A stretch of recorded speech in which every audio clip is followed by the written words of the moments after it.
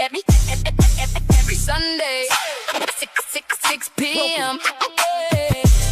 We pull up, lock in. Black Nerd Podcast on the screen. JS1, the supplier, that's the team. Fame in the cut, sharp and clean. Jalen and Sloan, full power beam. Science talks and comic book heat. Movies, TV, games on repeat. Anime world and tabletop fate. Black perspective, we elevate. If you know, then you know. We bring it live, we bring it home. 4 voices, 1 lane. Say the name, say the name. Standing on her business. Yo, standing on her business. Nerds run the world. Nerds run the world. Yeah, standing on her business. Standing on her business. Every Sunday, 6 p.m. Black Nerd Podcast. Let it begin.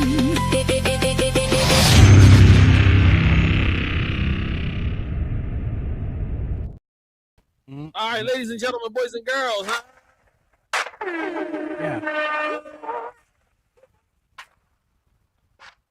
Man, I had a pre-roll for y'all There you go. and totally forgot. I uploaded it, didn't even set it up. So I might play it towards the end of the show. But we back with another week of greatness.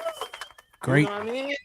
Bruh, no matter how I'm feeling, about time that intro come on a Sunday, I'm lit. I'm ready. After that music play, I get freaking turned. I'm hyped. All right. All I take is the intro and I'm hyped. That's all. That's because you had 8 hours of sleep. That's all good. And you're a vegan now, so you got all this extra energy on those. If you think I go to sleep, you're crazy, brother. And I'll show you during the show.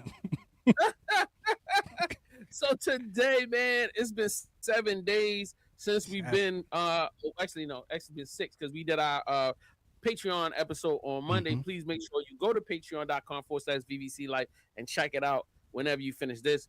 But you know what I'm saying? It's been a crazy week. Social media has been ablaze, partially because of our guy Sloan, whom I don't know where he's at right now, but he man, him and the black nerds out here is kicking up dust. And I'm going to do a little solo lecture later on because y'all starting to annoy me. And I guess I got to get into my old man bag and have a conversation with you youngins because y'all just violent.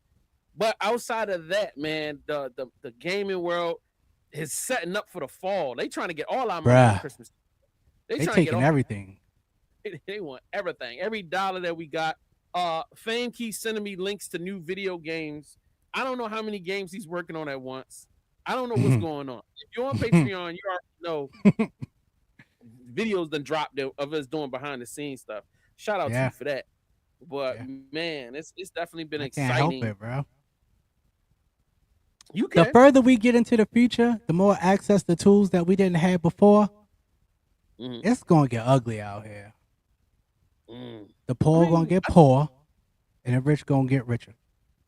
I feel like you walking right into our main topic for the day. You know what I'm saying? And I appreciate you for doing so.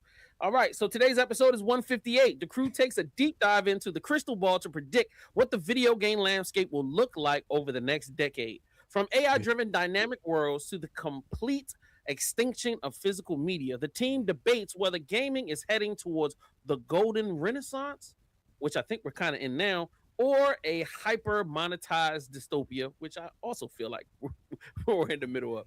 Packed with honest, blurred perspective, industry skepticism, and genuine hype, this episode breaks down what games and gamers need to brace for and what they can actually do looking forward. I cannot have a gaming conversation without having a prominent face on social media that is fully immersed in the game space. So I was calling this gentleman S Troop Waffle GG, which I was completely terrible, like always. Stroop. His name is Stroop. Stroop. And he says it's based off of a delicious a food that's out there. So we're gonna bring him up. You should have seen Jay eyes light up when he told them it was based off of food. Nah, facts. Any dope nerd shit food based, I'm rocking with. Let's so go. Like, you know what I'm saying? Yeah. All right. Oh, look. Oh, gang gang. So Like you see him on his phone. He look, he was fresh off of just in the comments, busting somebody out. Hey, yo. Go on, brother Slow. Throw your headphones in because we getting feedback from whatever device. Yeah, Jay, and your sound effects sound like somebody's dying, bro. Oh, let me go run and get my headphones. Yeah, it's real muddy. It's real muddy. It start off and then it get real muddy. That's what's up. Yeah. Well, I will work on. Okay, so hold on. This. All right. Does this sound better now? Oh wait a minute. It's too low. Nah, I can't hear it at all. But I do. It sound muddy. There's a connection issue. Something's messed up. It's a cord. I guess no sound effects today, ladies and gentlemen. All right. So look, it's about that time. Before we get up, I need to make sure. Oh, I forgot. I was about to introduce our guest, but let me run through our weekly stuff. All right. So make sure you go to patreon.com/BBC Life. Sign up right now. Like our guy, Wolverine X, just did yesterday. Sign up on that Patreon on that $5 tier and got access to all the great content. Not only do you have access to the blerd print album that's available, not only do you get access to the new mixtape that we just dropped with all of the international artists in it. Not only do you get exclusive access to new video games that are not out yet, not only do you get access to our magazines, not only do you get access to anime watches that drop fresh and new every week. Not only, okay, I could go this all day. Do you know how much content is behind that paywall? We got free stuff and we got paid content. So just go to patreon.com/BBC. Sign up. Go to VVC merch right now. Get you some let me try. That was muddy sounding, so I don't want to use that right now. So don't forget to go to VVC merch. Grab you some dope merch right now. The hoodies is up. The hoodies is up. I got the hoodies finally up. All right, good. We in there. So please come take advantage of all the dope fire stuff that we got for the people at vvcmerch.com. All right. Next thing we got to talk about. What else is up? Don't forget, we signed up for the Patreon, the BMP tour. I did not update the flyer. I will have it updated next week. You will have all the dates. Next week, we have special guests from Hippocon or Hip Me, which is Hip Hop Anime Conference, which I don't know why he don't just call it the Hip Hop Anime Conference. You know what I'm saying? The owner and the founder of the Hip Hop Anime Conference will be on our show next week. And on the 29th and the 30th, that event will be going down in Baltimore City. Information on blacknerdpodcast.com and on our Instagram.com/blacknerdpodcast. Also, Baldur's Gate 3 tonight, 8 p.m. Make sure you, let's say 8:30 because I'm going to need to eat. 8:30. So 8:30 tonight, Baldur's Gate 3 live stream. You know how we doing, playing the game. It's going to be on the Black Nerd YouTube channel. Make sure you tune in for that. Scarathon 2 is coming quicker than you know. We got a lot of announcements to be making on that, so just tap in for that. Don't forget, every Thursday, 9 a.m. anime watches drop exclusively on our Patreon with Fame. Please make sure you support. So, with that being said, now that we right, you know what I'm saying? Sloan is here, Fame is here, your boy JS1. I don't know where Jalen is at. She might be selling crack out in these streets. You know how it is. When you got to get that money, you got to get that bread. Yeah. All right. But on these digital streets, if it ain't Sloan dropping dope stuff to make me pay attention, the other person that I look for every day when I'm online is this guy. You know what I'm saying? When I want to learn about some new video games, when I want to get a variety of opinions about stuff that's fire in these digital streets, Stroop is the man. And I reached out to him. I said, brother, would you mind joining us on the show so we can talk video games? He said, yeah, I mean, why not, man? You know, I mean, you know, he's like free. So I was like, all right, cool. He told me we can do it. And now he's here. Everybody make some noise for Stroop. Yo. What up, fellas? Stroop. Yeah, did you really say it like that? What? Yeah, I guess, man. No, it definitely wasn't that. Come on, man. You hear that chocolate velvety voice. It went a little something like that, but like this. You feel me? There we go. There we go.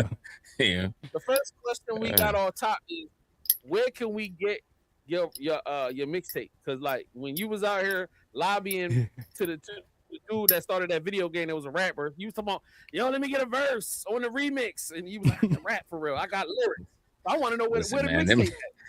Them was them young days, man. If this was the early 2000s, I could direct you to them links. We don't, Bro, he still got it. You see the way he adjusted himself in the chair? Like, all right, we don't. I mean, yeah, man. Just Listen, in if I case they really want me to wanted to spit a bar. if I wanted to come back, I could, But I just that's let the young niggas take that. I'm a chill, focus on the games, man. Yeah.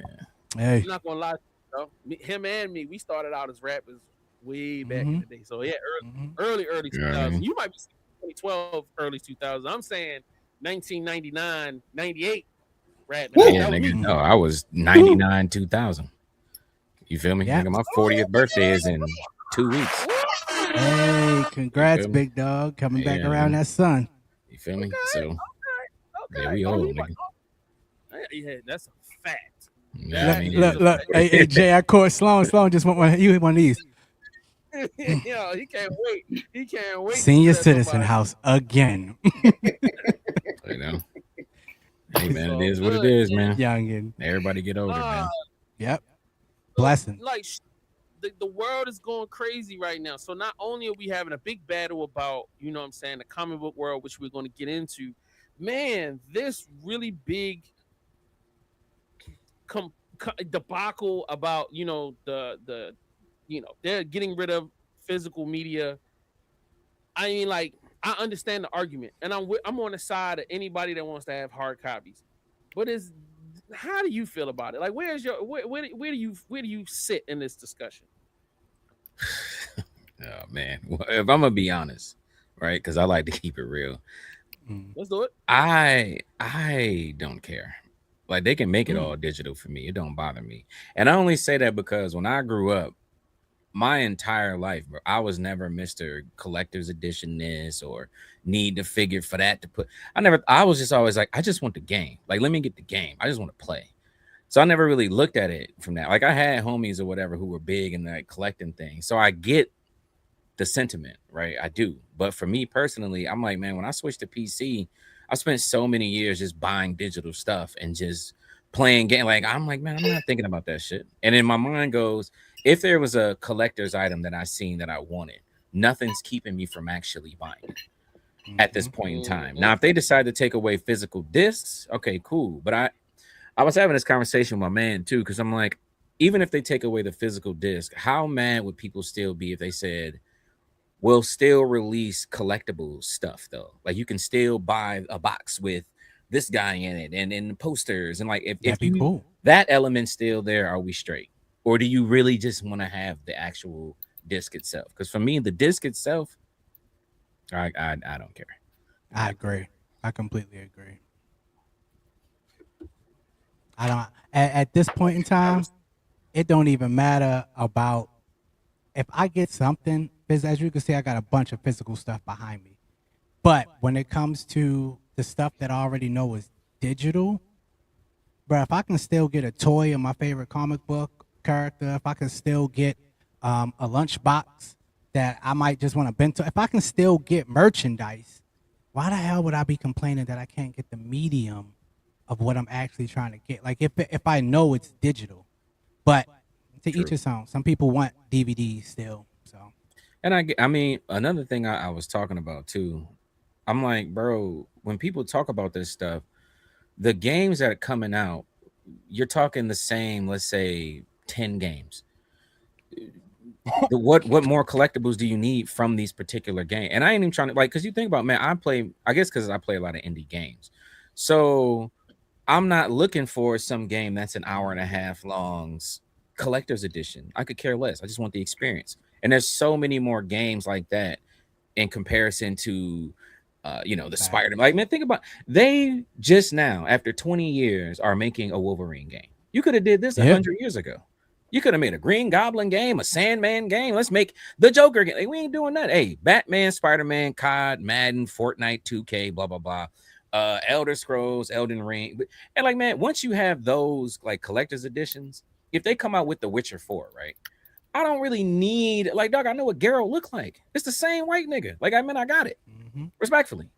Give me a poster or something. Cool, all right, whatever. But what you have to offer. It ain't like you bringing out any new interesting IPs to further extend my collection.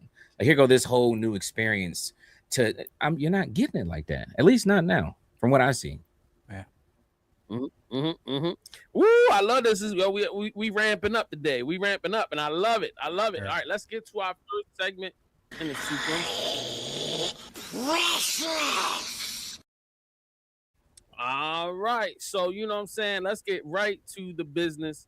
You know what I mean? Like this is lit. I'm loving this. I'm loving this. Let me get back. There we go. Go ahead, Snow. This on you, pimpin'.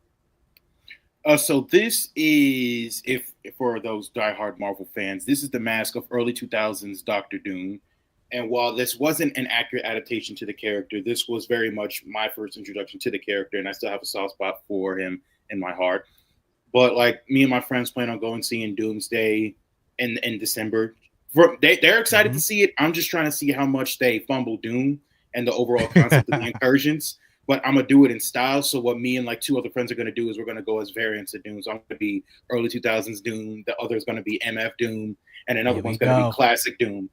I found the jacket from the early 2000s movie like on Etsy, and I'm gonna buy it and everything.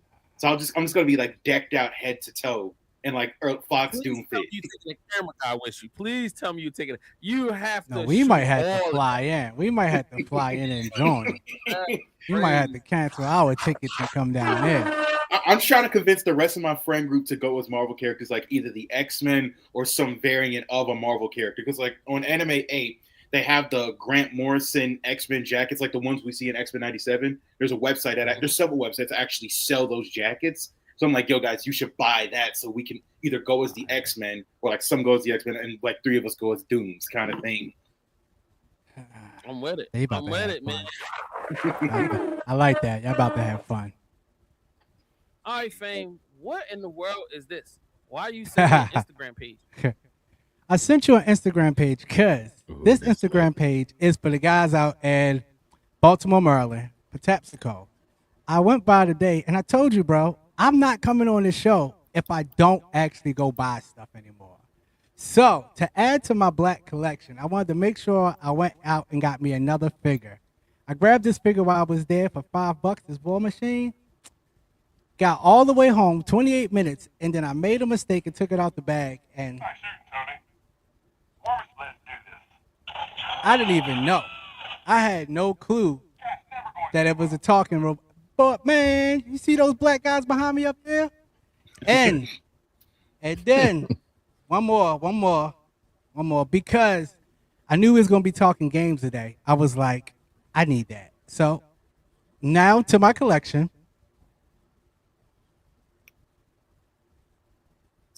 That's fire. Get out of here. Oh, yeah, that's clean. I know. That's I know. Yo, yeah, that's me. That's me, bro. That's me.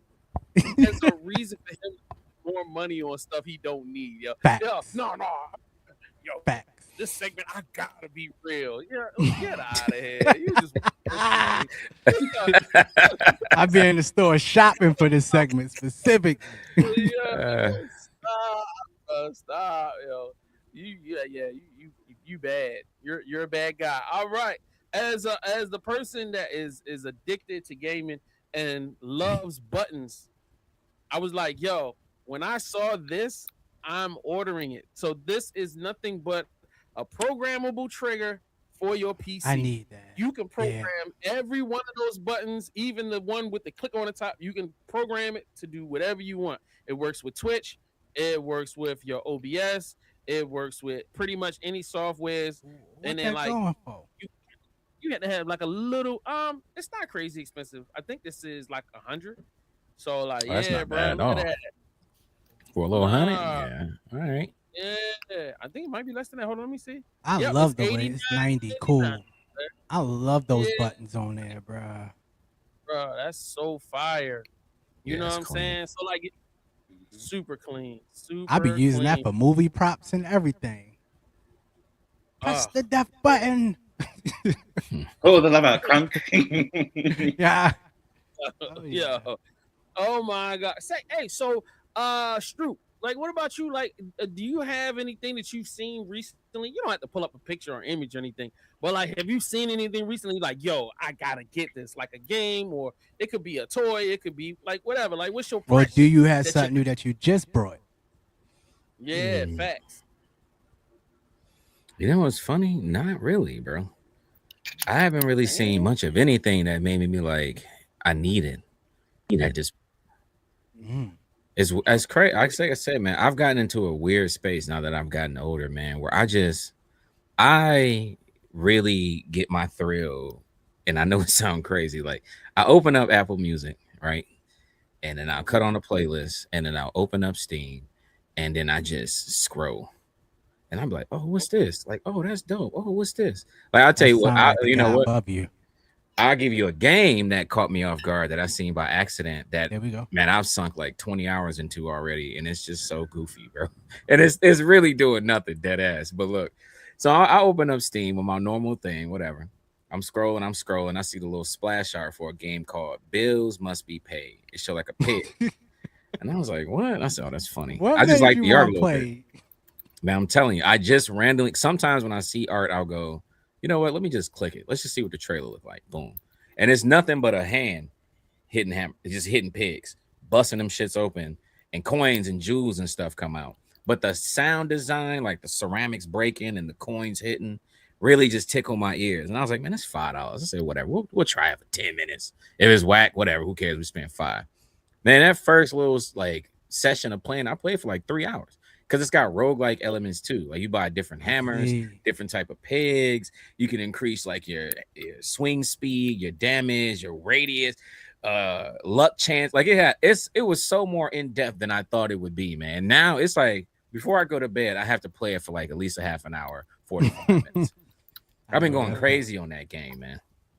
Easy $5. Like it's the best $5 I've spent, bro. Yo, this game looks crazy. Okay. Is that Bills Must Be Paid? Yes, this game I'm telling looks you, crazy. Bro. I'm telling you, when you hear that, that try sound, like the crack of the piggy banks, and you, because like the whole premise is your bills are due. So like it'll be like in 3 days you owe $20, but then it get up to like in 3 days you owe 12,000. So it's like if you haven't unlocked things and started unlocking some of the permanent upgrades and shit, you're never gonna hit them numbers. So you gotta keep running it. Like I said, it's a roguelike, but it's very casual. I don't know what it is, man. It is the most satisfying thing I've ever played. I can see all of the options that they give you. I can see why 10 minutes could turn into an easy 1 hour. I'm telling you. Then having that itch at night when you about to go to sleep. Oh, I could just casually play this. This doesn't require me to climb mountains. I could just tap. That's it. Tap, clap, get this money. Let me go pay these bills real fast. Crazy to say. A piece that I really like too, like I said, it's got a lot of depth to it, but it adds a little bit of a gambling aspect. Cause like, let's say you don't have enough money, you only got a day left. There's a double or nothing button. So you can click double or nothing, bing, and then the coin flip. If it land times 2, you double your money. If you don't, it take half your money. And that thrill of like, woo, times 2, baby. Like, hey, I'll be feeling good. Hey, man, that shit is fun, dog. I don't know what it is, but it is lit. Moving like a car hitting the jackpot. I'm telling you, it feel and like I said, it feels just as like messed up when you see it's not that times 2. It's like the pig face, and you watch that money go. And you're like, why did I risk it? I didn't even need to now you gotta it. make it back. You feel me? And then you're balancing that between like the money you got to spend on the bills, plus the money you got to spend for the upgrades, and the money you got to spend for them. All that is going on, and it's just this simple crack. I'm like, bro, how the heck did this dude figure out how to add this many layers to this goofy ass? Like, I just don't get it. But it's fun, man. It's really, really good.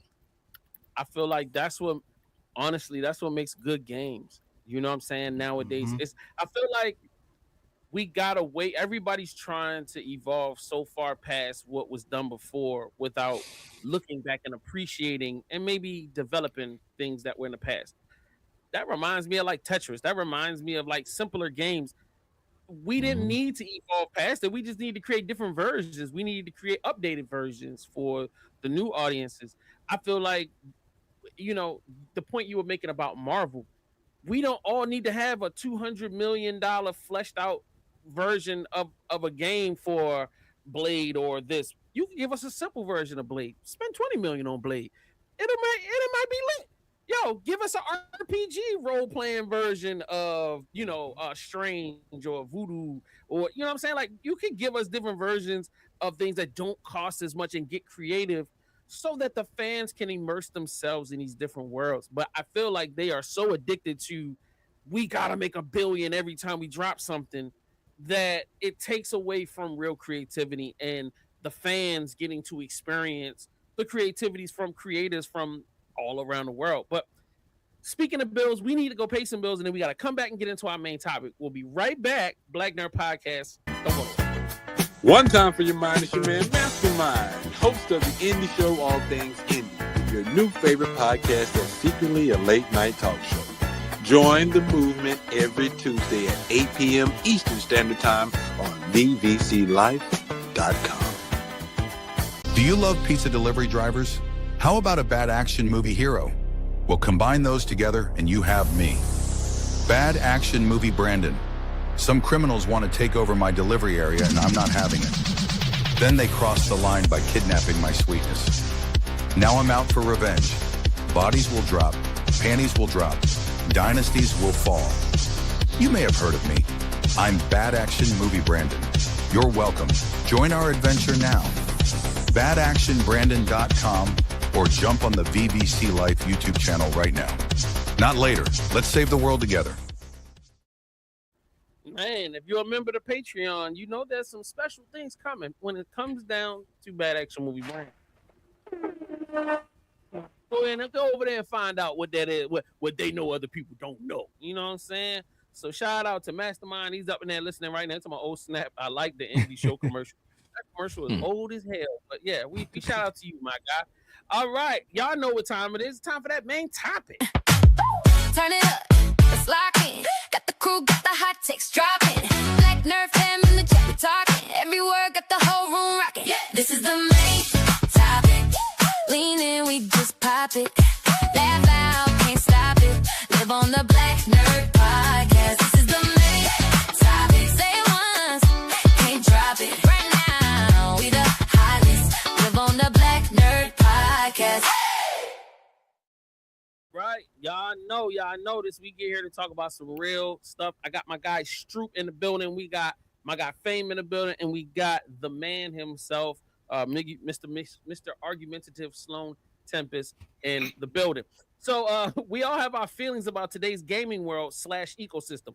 But with developments all around us, how do you generally feel about the next 10 years of gaming? Let's explore with these questions right here. All right, so my first question to the group is, do you feel like there's a real death? And I mean a complete getting rid of all physical media within the next 10 years. If so, how does it really affect your gaming experience personally? And if it's not going to be gotten rid of, how do you feel like that's going to affect the next 10 years? I want to start with our special guest. I think you've already spoken on this. You've given part of the answer already. I would like to hear your feelings about the next 10 years, Stroop. Let's start with you, and then we'll go around with everybody else. I think the next 10 years are going to be incredible, personally. I'm like, when I watch how many indie devs, small studios, big studios that are breaking off into smaller branches and creating passion projects, and realizing that now we have a level of accessibility for game development bigger than we've ever had before. And like you said, you can make a game now. Like you look at the Mecha Chameleon dudes, two little Japanese dudes with $8. So $70 million. Like, man, what you can do now is so insane. And whether people want to admit it or not, because they always try to talk the corporate shield crap, but a lot of people have true passion. A lot of people really love games, and a lot of people really love this development stuff. So the next 10 years, I think in that space, indie up to AA, gonna be incredible. I can't speak for AAA. I think AAA might be cooked. Now, as far as like the physical aspect of it, again, for me personally, I don't really need a physical disc. And when I look at it, I don't see them being around, and I don't see them being around in the next 5 years, if I'm being honest. Your console is going to be digital. Sorry, it just is what it is. You know what I'm saying? So I don't know what to tell you. It's like, if you don't like it and this ain't what you want, you're going to have to be like my pops, nigga, and keep a DVD player, you know? Yep. You don't want to watch, you feel me? You don't want to watch Netflix? Cool. But you're going to have to go to Walmart and spend that $5 and go get them before it's gone. You know what I'm saying? And for me, I'm not gonna let the loss of physical media hinder me from gaming, because I'm like, dog, even if I don't own it, my time on this planet's too short to care. Also, like I get it, like, but I'm not gonna pass it down to my son or somebody. Maybe like, hey, nigga, if you want to keep, but cool, but I will be dead. My whole goal, I just want to enjoy it while I can still do it. So as long as I could do that, I'm chilling, personally. Yo, just imagine how deep your Steam account will be by the time you 80. Nigga, My like Steam you account, probably bro, got they gonna send you me in a probably war. got like 5 games. They gonna 5, send me in a 10,000. man. I had a kid message me. He was like, listen, with you being a ball and gun gamer, I don't want to hear what you have to say about X, Y, and Z. I just sent him a screenshot of my Steam replay from last year. I said, dog, I played 500 games alone last year on Steam. That's not including Epic. That's not including the Game Pass. That's not including launchers. That's not including studios that hit me up with play tests Mobile for games. devices. That's not including mobile devices. I said, on Steam alone, I played 500 games. I blew almost 80 something thousand hours on games last year. I said, dog, I was on the Grizzly. I've already almost hit that marker. Bruh. That's why I said, man, I play games all day, every day. And I said, man, it's my job. I'm lucky enough, God willing, I get to be at home. And when I get up, this is all I got to do. So, yeah, I get up like anybody else, 6 a.m. Boop, Steam, what's up? This and this and this. Download this, play this ass, move on. This cool. I'm going to talk about this and that. Check the email, sponsorship, and go do my job. So it's like, hey, man, listen, I don't know what to tell you. I'm the wrong guy to have that conversation with, though. Don't do me. You know, that's all I'll be saying, man. Don't do me. I think your experience is uniquely different because, like, there are people that are hindered by the paywall versus being invited behind it. You know what I'm saying? And then, of course, being a person that is, invited behind the velvet rope, behind the curtain. You have less to worry about with, accessing content than the normal person would. But I can definitely understand a person being frustrated because there was a time where I could get a game, I could give it to Fame. He ain't got to pay for it. He just play it. You know what I'm saying? Or I want to give it to my nephew, whatever. And then it wouldn't be such an issue. But now every time a person want to get a game, if I don't give that person a login and a password to my whole account, you know what I'm saying? They're not able to access it. I have to buy, copies to give friends and family and stuff like that. However, I feel like the flip side is the games, like on Steam, they get cheaper. You know what I mean? So after for a few years, the price goes down and it's not really as bad. Years. Put it on your wish list and give it 72 hours. They're gonna give you a deal. Yeah, that's facts. That's a fact. That's a fact. Sloan, how do you feel about the next 10 years when it comes down to physical media, et cetera, in that perspective? Go ahead. In terms of physical media, I'm not sure how it's going to end up because either it's going to be a small group of people pushing for basically make the mega corporations make sure they produce physical media, or they're just gonna either a decent chunk is gonna bend under the pressure, or they're just gonna, or the other populations are just gonna beeline it towards pirating. I feel like what is gonna happen is they're probably gonna like it's gonna be maybe split 50% being, dang, well, I bought digital most of the time anyways. Like for me, the only physical copies of games I get is older games like of Xbox 360, PlayStation 4, so forth and so on, in order to go play on my old console. But when it comes to PlayStation 4, I don't really need to do that anymore because like I got my own money now, so I can just go and buy it off the PlayStation store. But like Xbox 360, I don't see myself getting the Xbox anytime soon until they like prove basically worthy to get an Xbox. I heard that the Blade game, once it comes out, it's going to be an Xbox exclusive. I can see myself getting an Xbox just for that, right? But it's like that's not happening. But we don't even know if the game's even going to launch. So it's like I'll be playing stuff on my Xbox 360, so I could just go and get the old games offline, or go to local game exchange to go and get the physical the CDs. So in terms of physical media, it's like 50-50. In terms of like quality of games, I do agree with our guests in sense of a lot of indie games are basically on the rise and rivaling these mega corporations because mega corporations have become too corporate. Now it's okay. It's like Fortnite's doing something. Okay, so let's find the next Fortnite.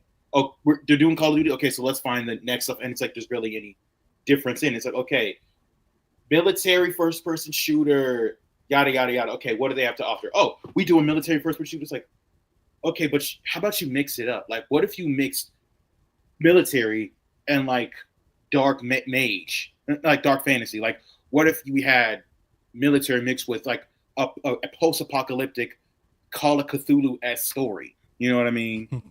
Like you arm yourself with, not only are you a soldier, but you're armed with eldritch practices in order to basically make yourself resistant, kind of thing. Like, case in point, there's a lot of fantasy games I don't play because they don't seem interesting because it's the same old Eurocentric stuff. Hence why there are smaller studios coming up, and it's like, yo, there's a legend about a Korean man chicken who can slay entire armies. I'm gonna buy that over the next rehashing of basically some Lord of the Rings ripoff. You know what I mean?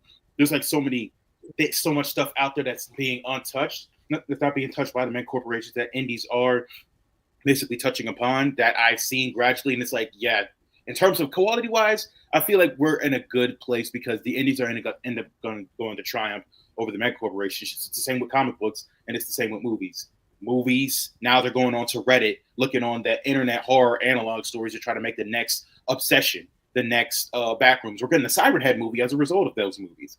The comic books, now we got Invincible, we're getting Grimm, so forth and so on. So eventually we're going to see a lot more Image comic properties adapted to the big screen. We're going to see more Grimm. So it's like the future across the board is indie. So that's what I see in terms of like quality. I feel like the quality is going to be better no matter what. No, 1,000%. Fame, as the represent the indie creators, man. Go ahead, kick it off. Yo, as a representation of indie creators, because I'm on a ball over here creating video games. But as a representative, man, I think it's going to be. I think AAA. It seems like they're not going to be in a position, but I think they're going to be in a beautiful position once indie teams and AAA studios start collaborating together.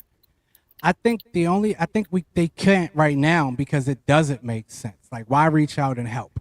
Why even try to get an indie team to come back? Indie teams know we sell more because we're not AAA. Yeah. But once indie teams start to get real backing from AAA companies, it's going to be different. I don't think it's accepted right now, but that's going to be a future that's really possible when the right indie team get backed by the right AAA people. You're going to get some really major games that's going to come out into the future because they have the funding to. Indie studios are about to expand rapidly. Everybody hates to say that nobody's using AI inside of their games. But I can guarantee you they are finding a way to use those scripts to have things produced and tested really fast. There's absolutely no reason not to run your script through an AI to get it tested and get all of the bugs out, then waiting for 2 to 3 months for a human team to get back to you after your scripting got broke 1 billion goddamn times because you tried to add it. Ain't no way. There's this. I don't believe that the indie teams are not using AI in some type of way. Now, generative art, boo. Nobody's doing that because you could just tell exactly what it is. Once you start meeting artists out there, you're going to rely on the artists. I told you I've been struggling with AI and generating art for some of my projects that I'm trying to get over to the Fiverr teams to be like, hey, listen, I need 72 animations of sprite sheets for this one character. Now, my fighting game, I have 26 characters. That means I'm about to make somebody rich over in India, and it's going to piss me off along the way. But when I finally get to that, when I finally start moving merchandise and I finally start selling my stuff that I'm not using AI the right way, I can't wait to see what that looks like for not just Kickstarter, me on Kickstarter, but I can't wait to see what that looks like for the team I'm able to employ. I can't wait till I can pay somebody $7,000 to $8,000 per character because I know exactly what we're doing, where we're going with this.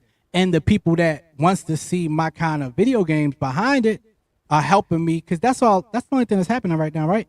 Major studios, are indie studios are getting on Steam. They're wishlisting the games. They're releasing small demos. They're utilizing Kickstarter. They're putting those games into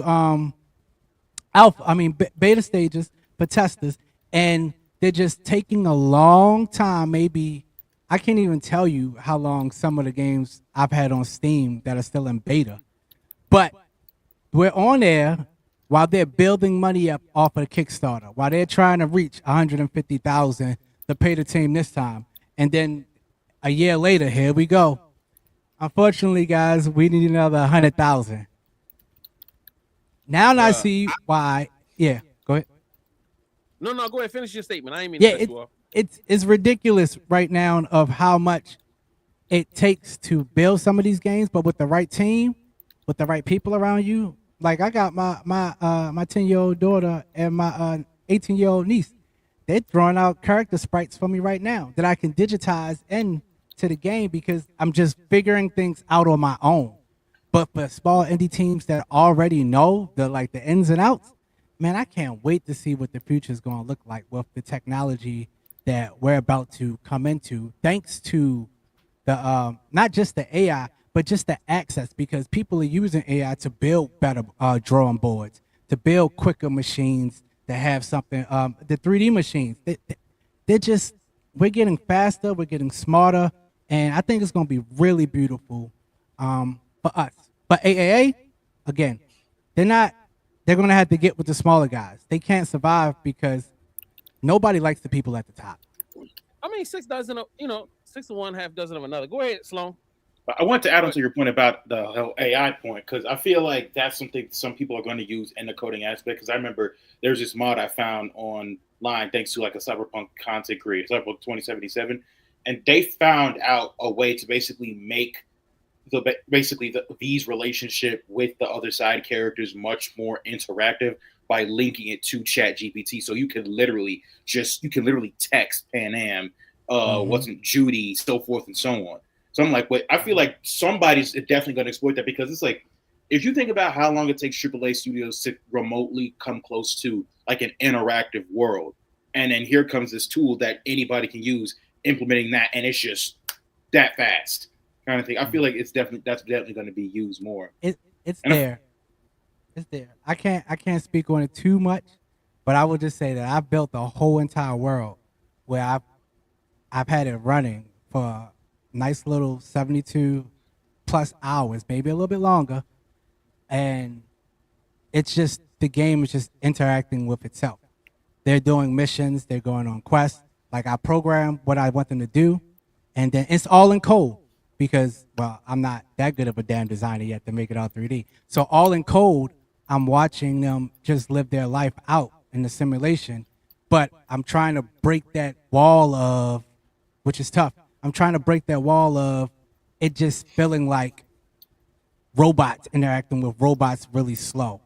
I want them to start, and as you can see, if you listen to any podcasts that have AI talk to each other, the further we get along with the AI, the better the code is that they're going to use these guys in games. Like, imagine they used Open AI and Gemini inside of Red Dead Redemption 2 online, and just and every character had their own AI, and they just learn each other every single day, but they have general tasks that they have to do. But if something happened, like a player dragged them off a cliff and they survive, they tell that story to somebody else later on down the line. Like, yeah, you're friends with Stroop. And a while ago, he dragged me off the cliff. And now he just want to rob you because you friend. Yeah. That would be awesome, actually. Yeah. Oh, yeah. That's the kind of worlds I'm building. That was definitely going to be one of my next statements, was just talking about the integration of AI into gaming. And that's going to be something we're going to see from like this point forward. So like when GTA 6 comes out, that was one of their main sticking points, is that now the game has a real memory, not just a memory to save your progress, but a memory of what you're doing. You done stepped on somebody's foot. You done shot somebody. You done, which is AI. There is no more, right. There is no more get out of an area and now the police is off your tail and you can get back to it. No, the police are investigating you now. There's stuff going on in the background that you don't know. Like now that, and I think that personally, if everything I'm hearing online about GTA 6 is true, I don't see how people are going to stay playing the game. So now you can't just keep money in the bank. Now you got to invest the money. You know, now your home can get broken into. Now so it's just like, instead of just enjoying the game and enjoying the experience, because GTA has always, for me, I'm not saying it's the same for everybody, but for me, it's to turn my brain off, have some fun. If I want to just go on a rampage and shoot a bunch of people, I can. And you know what I mean? Or if I want to just drive and chill, I can. If you know what I mean? All right, cool. I want to do a couple of missions, and then you know what I'm saying?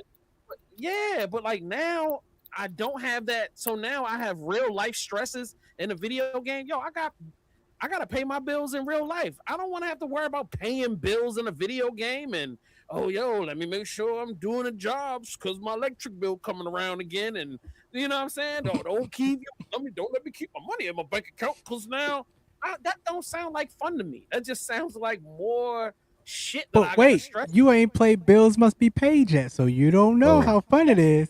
Listen, don't compare Bills Must Be Paid to that GTA That slop. Okay.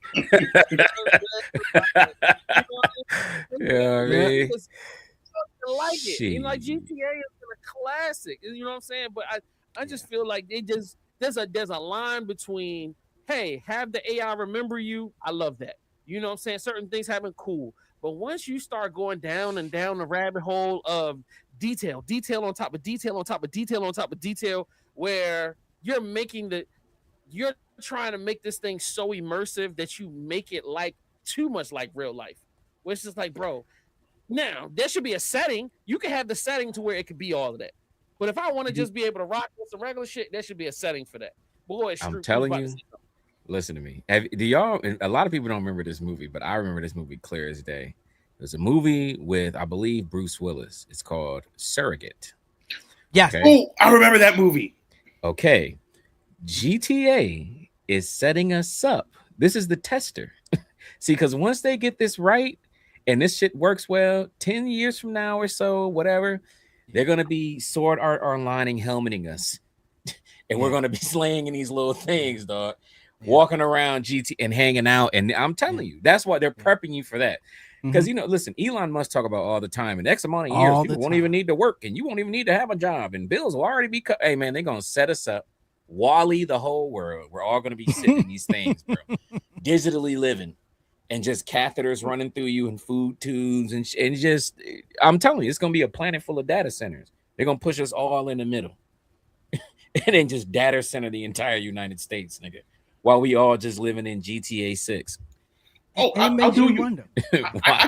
We can add on top of all of what he just said, because you add on top of that. I remember when the metaverse first came out. There's a dude who literally tried to live in the metaverse. He always had a 24/7 helmet on. Oh, so yeah. You add on top of that. You add that on top of the fact that people are actually trying to make Ready Player One a reality. Like, I watched a whole video on it. And I even did when I took video game design as an elective, I even basically spitball the design of what we could do to make it a more efficient like outfit / power bank on the whole thing. Even my teacher was like, "Yeah, this is awesome. You should try to find somebody to actually use." But that's a whole conversation. But it's like if you put that together, because they have boot suits, like suits that have temperature control. If you get hit, they got buttons that press on you. And stuff like that. So literally, the suit that we saw in the game, in that movie, actually exists in real life. You have omnidirectional treadmills, so forth and so on. So I do not doubt what he said for a second. And add on top of that, the Neuralink. Yep. Oh, yeah. Mm-hmm. The monkeys ain't going crazy with it no more. Yeah, Sword Art Online. Oh, better yet. Have you seen this show called Pantheon? I watched a couple episodes of it. It's on Netflix, right? Like a cartoon looking. Yeah. It mirrors what you said. Actually, it mirrors it. Yeah, I haven't finished it yet. I started it, I want to say a couple of weeks ago. I got distracted, whatever, old stuff. You know, me too. I need to finish it too. Yeah. Okay. I love this, bro. I love this conversation. You know what? We gotta move on. You know what I'm saying? I had a couple more questions, but we're starting to get behind schedule. I want to try to get everything in and get us out, or at least as close to on time as possible. Let's get to our gaming set. Well, actually, no. Let's get to the anime joint first. Which one? Commercial first. Get to the commercial. Okay. And I'll bring it in. Yep. I got it on my. Gotcha.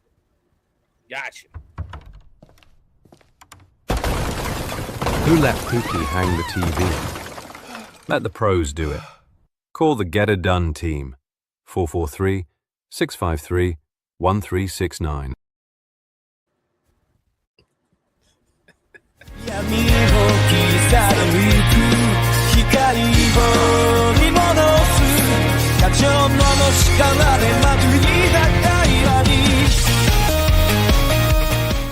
Okay, so first and foremost, shout out to all of our Patreon subscribers who've already watched this one with us. That's right. This Thursday on Anime Watch, we watched Gintama. But before I talk about it, you know how things go around here. Where's my anime jacket? Much better. Because this episode throws us into a strange Japan filled with samurais, aliens, comedy, action, and about 17 people who all seem to know each other already. Meanwhile, I'm sitting there trying to figure out who the main character is. Everybody felt like a side character. It reminded me of older shows like Pokemon and Yu-Gi-Oh!, where the hero enters a town and suddenly meets a cast of colorful characters, each with their own stories. Except this anime made me feel like I accidentally started halfway through the season on episode 1. There were jokes, fights, introductions, and complete nonsense flying everywhere.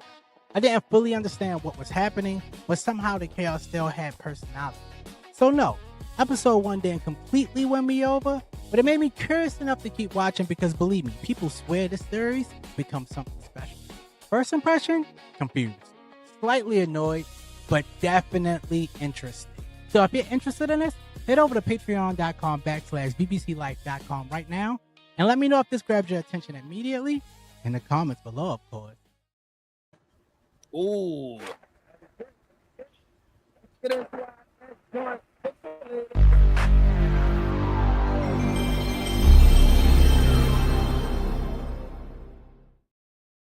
All right, so y'all know right now Steam is in its Cyberpunk Fest, meaning that they are putting extreme discounts on anything that has to do or remotely has anything to do with the Cyberpunk universe. So what I've done, because it's been a month of Cyberpunk Steam stuff, I was like, yo, let me pick a few little tidbits and throw it out here for the people. So normally my guy Stroop has reviews on all of this stuff. So follow him on social media because his reviews are better. Okay, but I had to dig up some secondary goodness just for the show so we can have something to talk about. You know what I mean? New roguelike experience. I have the perfect game for you. Welcome to Anomaly President, developed by Few Games. Unlike traditional roguelikes that focus solely on combat, Anomaly President splits the focus between public relations by day and tactical combat by night. This made the pacing of the game really refreshing. As we recruit more fluffies, we can expand the facilities on our campaign bus, giving us more weapon and skill options when we take on Raxford and his goons. You guys can check out this game in early access on Steam today, and be sure to like and subscribe for more indie recommendations. Anomaly President is dope. Yes, it is. Yes, and it's currently on sale for $11.99. So, like, because of the Cyberpunk Fest sale. So, this is not a deep investment, but you can get hours and hours of great entertainment out of it. And you've actually had some time to play it? Yeah, they shouts to the devs. They let me play a little bit before it dropped. And I was a big fan. Yeah, so it's a really good game. Real good game. Okay, cool. All right, let's get into the next joint. Hours of morbid metal, and you should not skip out on this game. Now, if you've never heard of this game, it's a hack and slash roguelite inspired by games like Bayonetta, Nier Automata, and Devil May Cry when it comes to the gameplay loop, but then Returnal and Hades when it comes to the roguelite element of the game, according to the guys over at Screen Juice that made it. It's a small team of like 10 devs that have worked on this game for more than 7 years since it started as one guy's college project, which I love stories like that. And you can totally feel those inspirations and that passion come through in the way the game plays because the combat feels great. You've got 3 different characters in the game with Flux, Eku, and and Vecta that all have different styles. Flux is a kind of fast Ryu Hayabusa ninja style character. Eku is this hard-hitting, heavy, crowd control kind of vibe. And then Vecta is for ranged combat. But the thing that I love about Morbid Metal is the shape-shifting side of the game. Every character has basic attacks and then special attacks called protocols, but in the middle of combat you can swap between these different characters to combine their attacks and make something really neat. And then you can kind of change up your build with different moves and modifiers and upgrades that are scattered around in a run, and then you're also unlocking nano chips you can use to buy upgrades at the Emporium, which is their kind of shop level. But not everything is right in your face either, because in between combat rooms you're finding walls to break, side routes to check out that might not be as apparent as you might think, hopping around on rocks to grab something up on a ledge, and stuff is absolutely not hard to find, but they definitely encourage you to explore a little bit and pay attention to the world. But some of the most fun I've had so far, like any good roguelite, is doing a run, getting knocked out, and then going back to upgrade stuff with permanent unlocks that actually do feel satisfying. I feel way more powerful than I did when I first started the game, which is always really important to me. Now, to be fair, the game is launching in early access, and it's not perfect. I've hit some bugs early on, and I'll tell you, after 21 runs, it can get repetitive too. But then, like any good roguelite, it opens up the further you get, your build starts to evolve again, you hit a nice kind of flow. There's a lot to love with Morbid Metal. Of course, big thanks to Ubisoft for giving an early code for review, but let me know, what do you think about Morbid Metal, and would you want to give this game a shot? This is available also on Steam right now for $13.49. Stroop, did you get a chance to mess with this one? Yeah, I played Morbid Metal a lot last year. They had like a little play test. They did the demo. I enjoy it, but I will say, if you're somebody looking for something, like you say, turn my brain off, keep it simple, go out, hack slash, move, basic, easy roguelike, for sure. If you're looking for some extra depth, you got the wrong game. This is straight to the point. Get in, slash some people up, die, come back, upgrade, go back out and do it again. Don't look for it. Ain't no onion. You feel me? The layers are very simple, but it is a good game. So it's like basically for the people looking for depth, go to Hades. Yes, like you're not going to get Hades level depth from Morbid Metal. You're just not. It's basic picks and all that, and then it's just the flashy and the feudal Japan looking outside and cyberpunky arms and those chop chop and fly in the air. Like an end god is that's all you're doing. Cut your brain off, go slice some things up. Don't think too deep. Okay. So this game came out and so I gotta explain this a little bit. So I always wanted to play a mech game. With a mech where you get to be a big robot and you can go around shoot shit. Armor-core? So like I was about to say that. Talking about. Now you starting to talk Chinese. I don't know what you're talking about. So I love big games. So that I was like, I saw this. I saw a different mech game, and I was like, dang, mech game. This is not, to me, it don't feel cyberpunk, but whatever. Went down the rabbit hole, found this game called Mech Warrior 5, and it was on sale for $7.49, and it's a co-op game. So I co-op with my dogs. Him and I bought me Mech Warrior 5, and let's see the trailer. Attention, Somerset. We need to get every able warrior into the cockpit of a mech right now.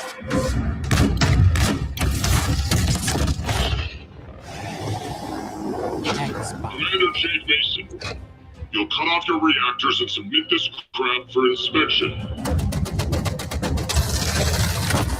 Everything good, old friend? I present to you Commandant Adam Steiner. You and the Somerset Strikers were inspirational.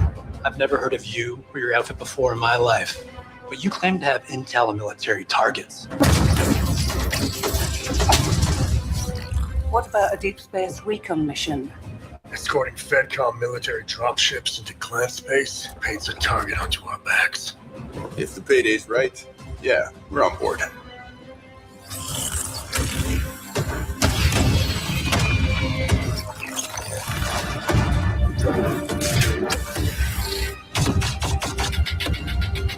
Took the whole trip in to get your mechs back in order. This is Star Colonel Kristen Redmond of Clan Jade Falcon. We meet again. Adam Steiner. We're about to get wrecked.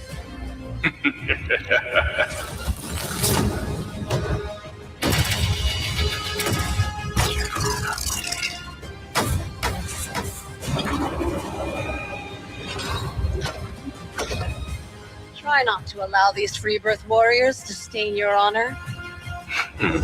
Information is ammunition. Yeah, I've heard that one before. It is not often unfinished business shows up begging to be destroyed.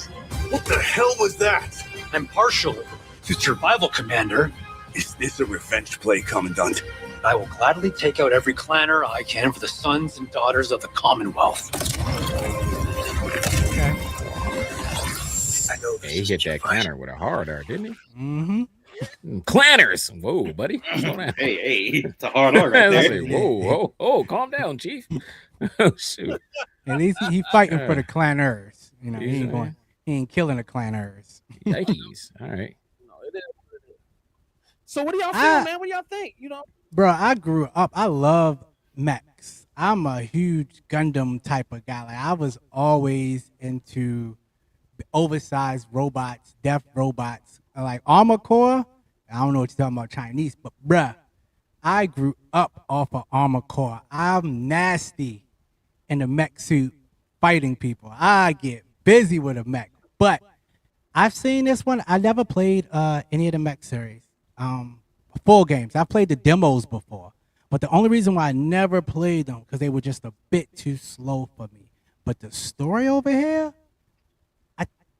you not only because you brought it for me, but I'm definitely playing this one for the story. I gotta say, like I said, I've never played the mech series. All right. So Sloan was thinking. Go ahead. Oh, so you go ahead. Oh, Sloan, go ahead. No. I'm still coming with my thought. You can go ahead. I've never played the mech series. I've never been that big into mechs. I like the Gundams, faster suits, faster bodies, right? Yeah. But I will say, to add on to this whole cyberpunk thing, like some games for y'all, because this is what we do. And we ain't talking go look at no trailers or nothing. But mechs, there's a game. It's called Code Rapid. I think it still has its demo out now on Steam. The studio is like a very small team again, but it got a lot of love when they dropped their demo, and it was super fun, super fast paced. Cool roguelike. For people who like casual, simple, like, man, I just kind of want to chill and enjoy like a beautiful cyberpunk world. Cloudpunk, I will always give it its praises. It's a beautiful ass game, bro. It's super gorgeous. And I'm pretty sure it's on sale right now as well. Yeah, it's like, and then one of my favorites, okay, for the niggas like me, who's a gun gamer, we want to shoot some guns, okay, but you want to do it in the cyberpunk world. There's a game called Deadlink. Okay, they've stopped. It has no more stuff coming to it. The content is done for. But Deadlink is phenomenal. It is beautiful. The gunplay is so much fun, fast paced. The samurai niggas in it and all kind like that game. I love that game so much, bro. I played. I can't count how many hours I put into that game, man. But the games that you had on the list are also super duper fun. I just want to throw a couple extra games in. Anybody who like whatever. Deadlink is crazy. We gotta play this. And I'm pretty sure Deadlink is on sale again too. It always end up going on sale for like $11. $13.74 right now. 100% worth the money, bro. It's beautiful. Word. Sloan, you were about to say something? I was gonna say this game doesn't look like my cup of tea. I've been kind of spoiled by looking at other mech games like Armor Core. Like you will love if you like this game, Jay. You will love Armor Core. You will love Armor Core. Yeah, but just to follow in the trail of our guests, I will recommend some other cyberpunk games too. But I can't remember the name of one. I put it on the show. I can't remember the name of it. It was some upcoming cyberpunk game where you're a superhuman and stuff. But I can't name that. I'll name you another one called Bomb Rush Cyberpunk. I love that game with a passion. I remember the first day it dropped on IGN. I followed that game up until its release date. I bought it the first day it dropped, and they're making a second game. I think it's called Fragpunk, which is basically a continuation of that game, but it's even crazier. So if you like Jet Set Radio, if you love music and games that like it's just a vibe and you just shut your brain off and just have some fun, that is the game. That is the game, because I'm still finding out new stuff about that game as I play it. Okay, gotcha. So, I've got my honorable mentions. I'm not gonna play any videos. I'm just gonna name them off. Obviously, Cyberpunk 2077 is on sale now for $17.99. I'm telling you, if you've never played Cyberpunk 2077, it's worth every penny of the $17.99 and then some. It's actually worth the $69.99 that's originally sold as. So if you're looking for something in a cyberpunk type of vibe, but you want like this is the premium, highest in creme de la creme of cyberpunk video game content, in my opinion. You know what I'm saying? Cyberpunk 2077, $17.99. Tango Operation Tango. If you go back on our YouTube channel, Fame and I were playing that for like it was like a whole month. We love this game. It's currently on sale for $4.99 in the Cyberpunk sale. The whole Watch Dogs series is on sale right now. I love the Watch Dogs series. I played it on. Ooh, y'all all right? That's how we feel about Watch Dogs. Go ahead, though. Yeah, Watch Dogs series is fire. Played it on console. You know, it is what it is. I heard you. I just didn't respond. All right, the new game Dead Disco is out here on sale. I think it's like $10. I've heard a lot of positive things about it. I mean, I've never played it, so I couldn't give you any kind of information. X4 Foundations. Man, I don't know why this is cyberpunk. It's not cyberpunk. It's like some future sci-fi shit. And then Ghost Runner 749 looks dope. And Nobody Wants to Die. Heavy storyline. It looks beautiful from all the images. That's a pretty game, dog. Yeah, it's $3.74, man. Go get you some. You know what I'm saying? So these are my little recommendations that I saw. And if you need something that's got a big name attached to it, like RoboCop is on sale for like $3.49 or whatever. Holy crap! Nobody Wants to Die looks beautiful, bro. Like the detective work you do, the opening scene you start, and it's like you don't even realize it's a hover car till you look outside. You're like, hold up. You look down, like, oh shit. Drive, man. It was an experience, bro. That game really caught me off guard. It is a beautiful game. Yeah, super good. All right, so I'm glad I was able to give y'all something. Let's get on to the news, bro. We got to get things cracking. Liberty News. All right. Before we go any further, I gotta ask my guests some questions, man. Where did your name come from? I can't admit I've answered this question like 100 times. It's so funny, man. The short story is this, okay? I got a buddy, right? We game a lot. We've been gaming on and off for the last 10 years, man. But, you know, niggas get grown, jobs, whatever. So sometimes he disappear for a while, come back, get back to the game, whatever. So when COVID hit, my gamer tag was That's My Purse from King of the Hill, right? Because that was my show. Bobby used to crack me up. That was my thing. So when I wanted to make the move, like we had a talk. We was chopping it up about something. And I started telling him about how I want to make the cross into YouTube. Like I might as well now while we got this COVID thing going on. I'm stuck. Mm-hmm. And then I was like, you know, this and that, and had all these ideas. And then he's like, man, you sure that's gonna be all right? Because he's like, man, what if like he said, God forbid this shit take off, right? Let's say, right? God will, whatever. You pop off. Hey, nigga, you might mess around and get sued. You know what I mean? All these King of the Hill references and your profile picture and all that. So I was like, crap. So then, smart man. Whatever, we stopped talking about it. We moved on to something else. And like I said, we big bag niggas, man. So we talking about food. And I had just went to the Netherlands not too long prior to that, before all that stuff had happened. And they stroop off their cookies. They like this big. And they used to, at breakfast, they would put them on top of coffee or tea. And then they would have, that's how they would eat, man. Them shits. And there's nothing but thin wafer and just caramel in the middle. Incredible. So I was talking about those. Like, man, I talked about them shits for like an hour. I just couldn't get off how much I love them shits, man. And then he's like, man, you know what would be funny? He said, I bet you nobody has that as a name. I was like, you know what? And I went and looked it up real quick on YouTube. I said, show don't. I said, you know what? Fuck it, man. We're going to just go ahead and we'll run it. We'll see what happens. And then shoot. Crazy. That's cool. Yeah. That's That's cool. That's crazy. a cool story, though. I probably got it. Yeah, your story began off of a big back moment. Yep. Real talk, man. But some good food. Man, since you are a seasoned grown person, you know what I'm saying? You've got time under your belt. You know what I mean? You've seen many moons. You know, the sun has set many a time for you, my friend. Yeah. First game system you ever got as a human being. The first one that I got was the Sega Genesis. Like I had a cousin who had Nintendo, stuff like that, but I never got one for myself. My pops, because my parents, they split when I was a little kid, man. So it was like me, my mom's, my stepfather, whatever. We were living in Tennessee, and my dad was still in Detroit. So it was my birthday. My mom, let me also preface, my mom's a Jehovah's Witness. They don't do birthday, they don't do none of that shit. So she used to hate this type of stuff. But my birthday came. Hey man, I want the Sega. Nigga, fuck that Nintendo, cuz. Let me get this Jenny says, big dog. So he sent me the Genesis, Sonic 2, some mouse game. I forget what it was called, and some like NBA game, whatever. I don't know what it was. I know it wasn't 2K, but NBA something, right? College basketball, whatever. And yeah, man, I played a bunch of Sonic, lots of Sonic. I think about it. I played best Sonic too. Yeah, I mean, I played a lot of Sonic, and it was funny because, like I said, my mom was not a fan of a lot of games. She used to look at all the games as basically evil, bro. For some reason, she just didn't have a problem with Sonic, so I was able to play Sonic. I beat it 100 million times. I can't count how many times I played it. I'm telling you, bro. She didn't have a problem with the Blue Devil. She really didn't. I don't know what it is. She didn't know. That's most black parents. I'm telling you. Everything was the devil. It's the devil. It was bad.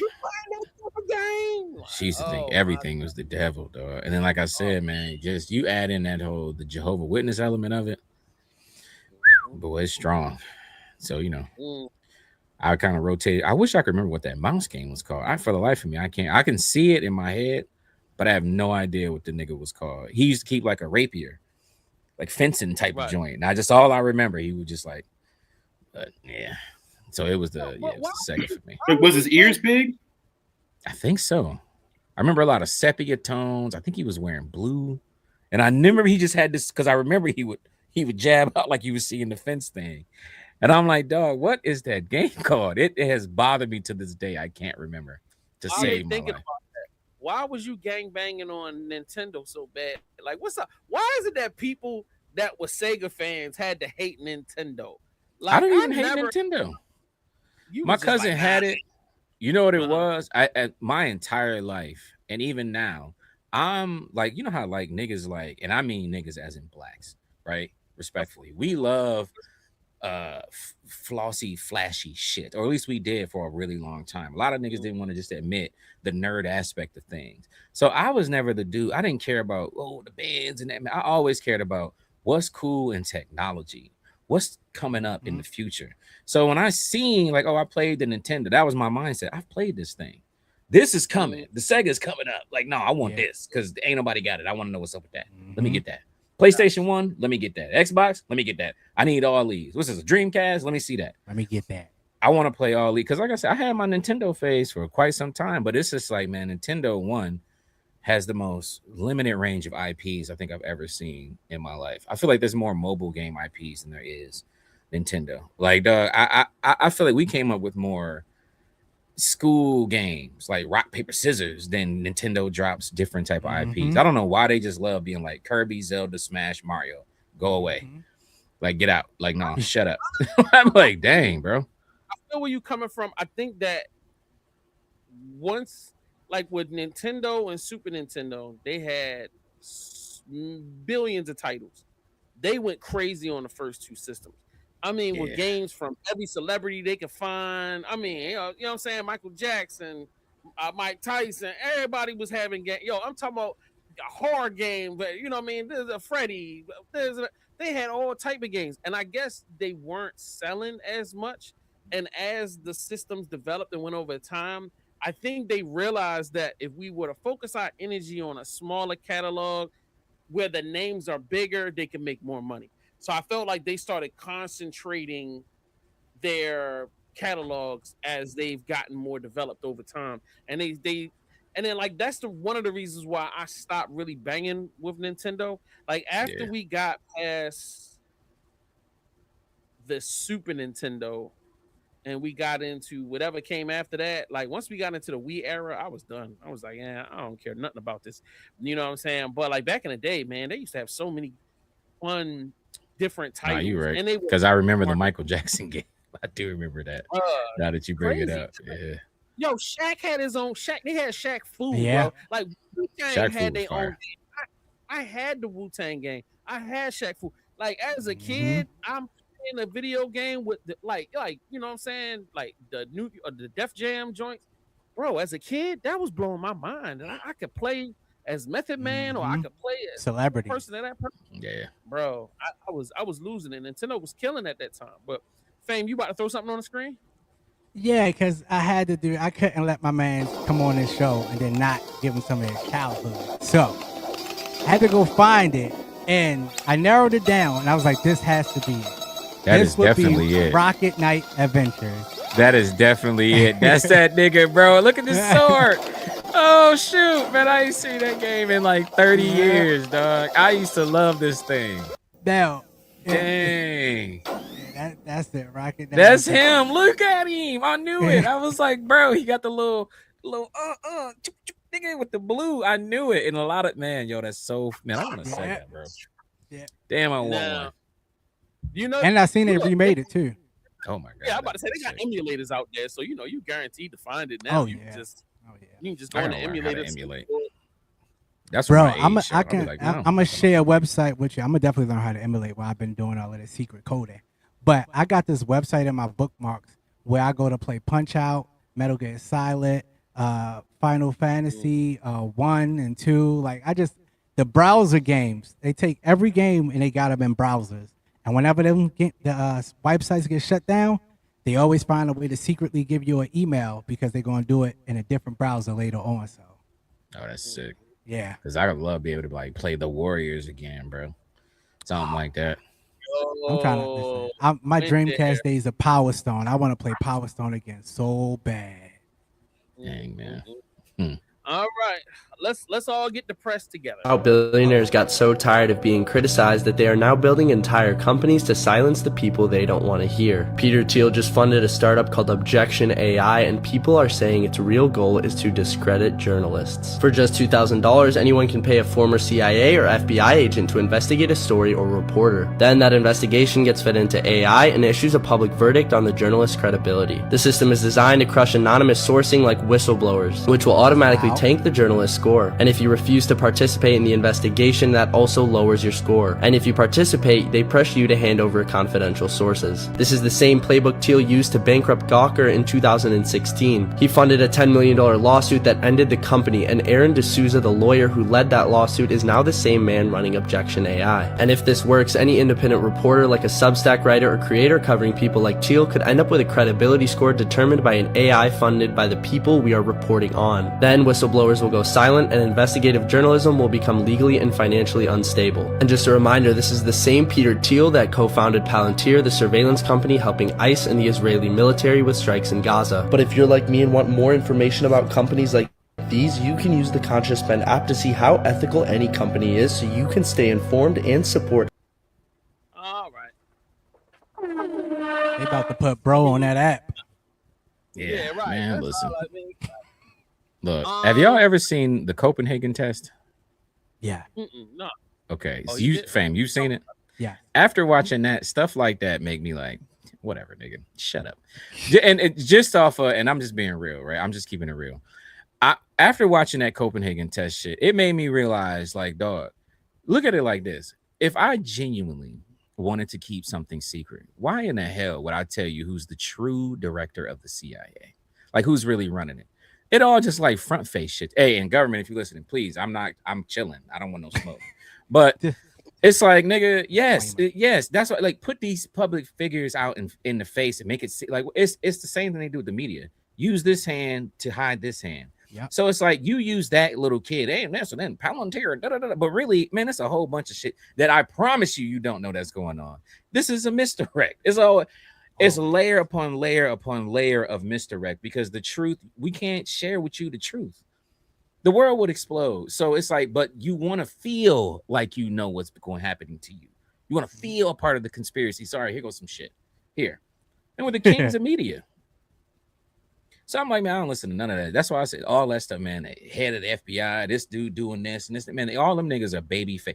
They don't scratch the surface of what's really going on underneath, dude. Nah. I'm telling you, it's same when we had this talk, and I'm Mr. Do you really think, man, ain't shit going area? We said this. I said, man, I bet you Area 51 is a McDonald's and a basketball court, nigga.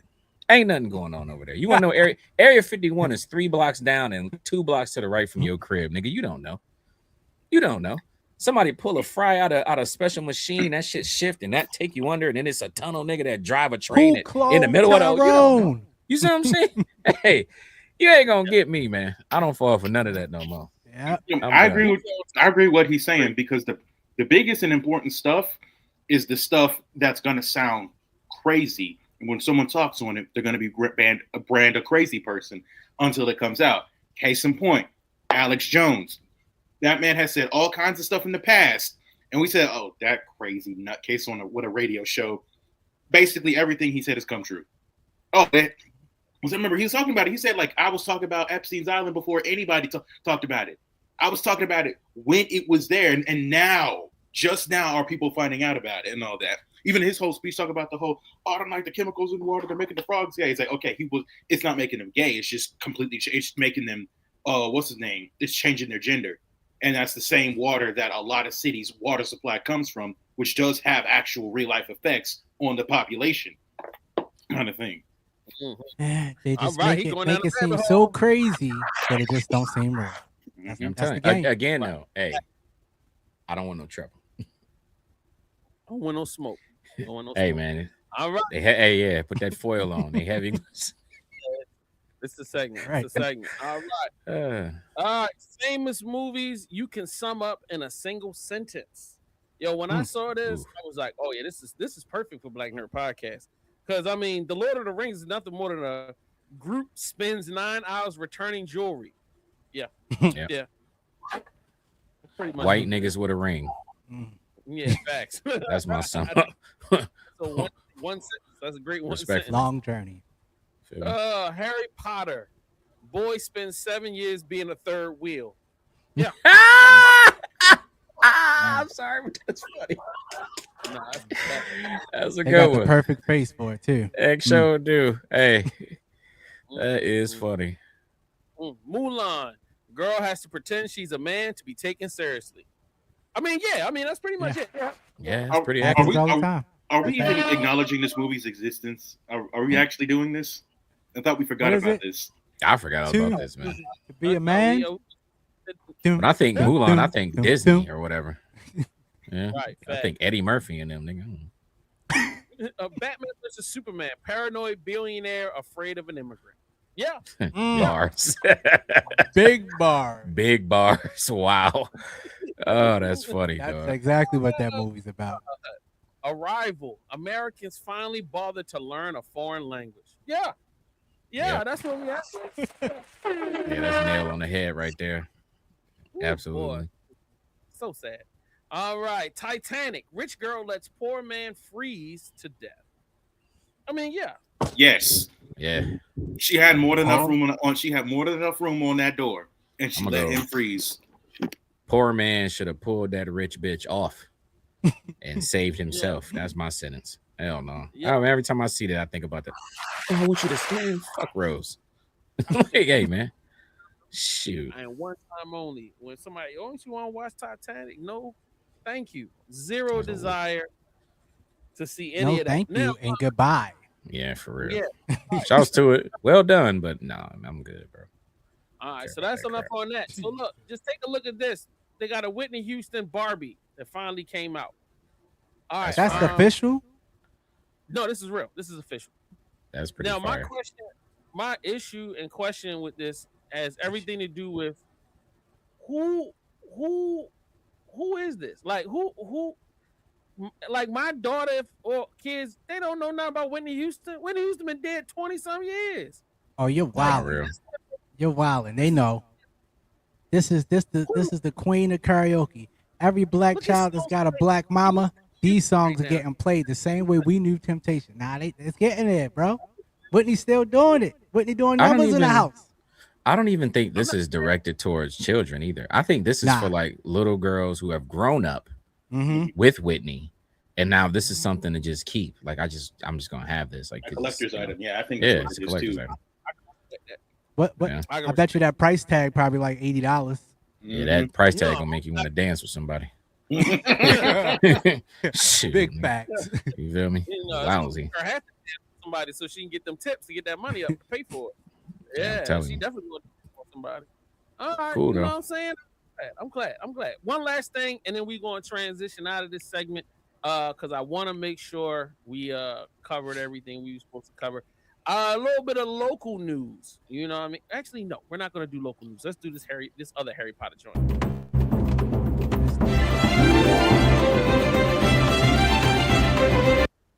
This is a video that focuses on 6 different spaces around the world that are like Harry Potter event spaces. So they got Warner Brothers Studio Tour in London at Watford, England. They got the Harry Potter shop in Chicago. Wow, I didn't know they going had a there Harry end of this Potter month. store. Okay, yeah, make sure you videotape Harry Potter, Harajuku, Tokyo, Japan. Shout out to that. Damn, that looks extensive. All right. Yeah, I saw the Chicago one. There was a whole line. It was a line to even get in the store. It was crazy. I'm definitely gonna check it out. I got a layover in Chicago for like 6 hours. I'm putting that on the list. Map it out. Map that joint. They got one in New York, the Harry Potter shop in New York. Wow. I've been to that one. That one is fire. It's really, really nice. I was supposed to go to this year. Never got around to it. And they got one in Tokyo, Japan. Okay. Warner Brothers Studio Tour. Okay. I am still surprised that Harry Potter is apparently a thing. So shout out to you. I know I sound like an old person, and that's it. That's what's up. Shout out to me being old. So, all right, that's it. There's a few other things I'll save until Monday. So tap back in. We'll have the BNP podcast bonus episode behind that paywall. So make sure you tap in for that. Now it's time for us to get into some comic books. Yo, I'm coming on strong like I'm bursting through the page. Got that comic vibe, heroes rise, I'm ready to engage. Thoughts are heavy, but my mind's a canvas painted bold with the rhythm in my soul. Watch the story unfold, fighting battles with my words like I'm spinning. Right, my guy sent me everything I needed. I'm just trying to find it in this menagerie of stuff that I brought in. Start telling me about the comic while I download the information, sir. Okay, well, so the comic is called, I forgot how to pronounce it, but basically it's, dang, I wasn't ready. That's why I gave you the video. I'm ready to rock. Let's go. Star Trek got knocked up by Mass Effect, and then that offspring went on to have a child with Wakanda. What is up, members of the Storm? And I got a new comic book series for y'all to read called Aru Enduat. Thank you, Mr. White, for the generous donation. This is an Afrofuturistic science fantasy space opera, aka my dream. Oh, this is a little fun fact about the company that made this book. It's the first black-owned comic book company in Iowa, Nebraska, and South Dakota. The synopsis reads as follows. The year is 142-3E. The human space colonization project known as the Koopa Initiative has arrived and its destination is planet Panthera. While hopes were high for the fleet, expectations were immediately crushed by an attack from an unknown alien species. Field Commander Azriel Black and her AI counterpart, Madame Cos F7, are tasked with uncovering the history of Panthera while also defending the human settlement. If that wasn't enough, the indigenous species of Panthera, the cat-like, I'm gonna be honest, I don't know how to pronounce that word, are unsure if they can trust the interlopers. This right here is why I love science fantasy space operas so much. Shonen Jump, you can take some notes. And what I love so much about how they use Afrofuturism in this series is that they actually show the spectrum instead of just hyper-focusing on one section. Like, oh, let's focus on just like Nigeria and Egypt. They focus on the whole thing. They reference Egyptian theology, Christian theology, so forth and so on. It is such a cool mix. And I really like the space battle moments. It gives like Star Trek energy, if you know what I mean. And the aspect of it that kind of reminds me of Mass Effect, not only is it like the cool high-tech armor, but also the power system. Mass Effect has biotics. This series has psionic energy. But if you want to know more about that, hey, you're gonna have to read the comics. You can find all 3 of their comic books on their website. And the Kickstarter for the next chapter is open right now, but they only have 9 days, so hurry up and donate whatever you can, because I can't wait to see this series blossom into a much bigger series. Thank you, Senso Studios, for this series, and I wish you nothing but the best. Oh, yeah. All right, I love it. What you got over there, Sloan? I seen you pull something up. Yeah. It was the books. I was sitting on 3 of them. Yeah. Oh, nice. Yeah, buddy. Keep them. How many pages are there? Because they look thick. Oh yeah, they pretty thick. I know at least. Let me show you the back. Oh, I'm about to go order. All right, say less. I'm Yeah. going to the Kickstarter. The Kickstarter got a package for all of them. No, that's for the next chapter. I'm not sure what all the benefits they have, but I know on the website they have a bundle for the first ones that are released. Okay, I'm pretty sure that. All right, I'll make sure I get with you to get that link, and we'll also put it in the comments for everybody else if you're interested. That drink was fire. Yeah. So what was the first thing that caught y'all's attention about the series? I'll go. It was the space.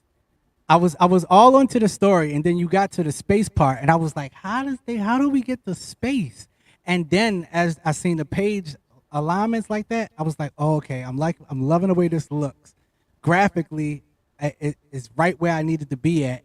It was that back cover with them water balloons as well too, and it's just real interesting. Just real interesting looking. Yeah. JS. Okay, for me, the space opera is the catch. I love the graphics. I don't really understand the storyline. I think they over described a little bit. They could have probably gone through a couple more drafts to simplify the storyline a little bit more. So in the pitch, so there would be a better understanding. But it's enough for me to want to get into it. Black people doing a space opera is like 80% selling point for me. To me, in my opinion, there aren't enough black people in the sci-fi fantasy space, and I love it when we get into that space. I want to hear more stories in that space. I mean, I love the mutant stories and the post-apocalyptic, and black people love to tell stories about death all day and slavery, over sex. Okay. Yeah, no, let's not get into that. And drugs. But what I mean, I want black people running with spaceships and fleets and doing stuff in space, and that's what I really want. So that makes me excited. It's true.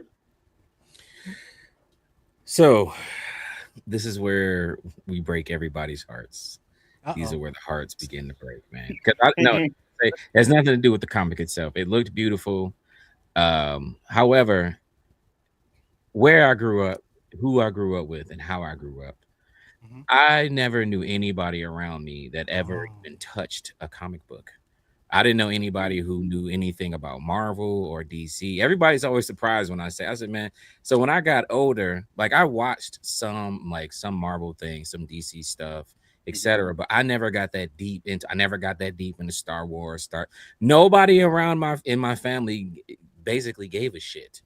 They never talked about any of this stuff. None of my friends ever talked about it. Nobody ever really interested. I think I seen like my first Marvel movie when I was like 19, like Spider-Man Tobey Maguire or something.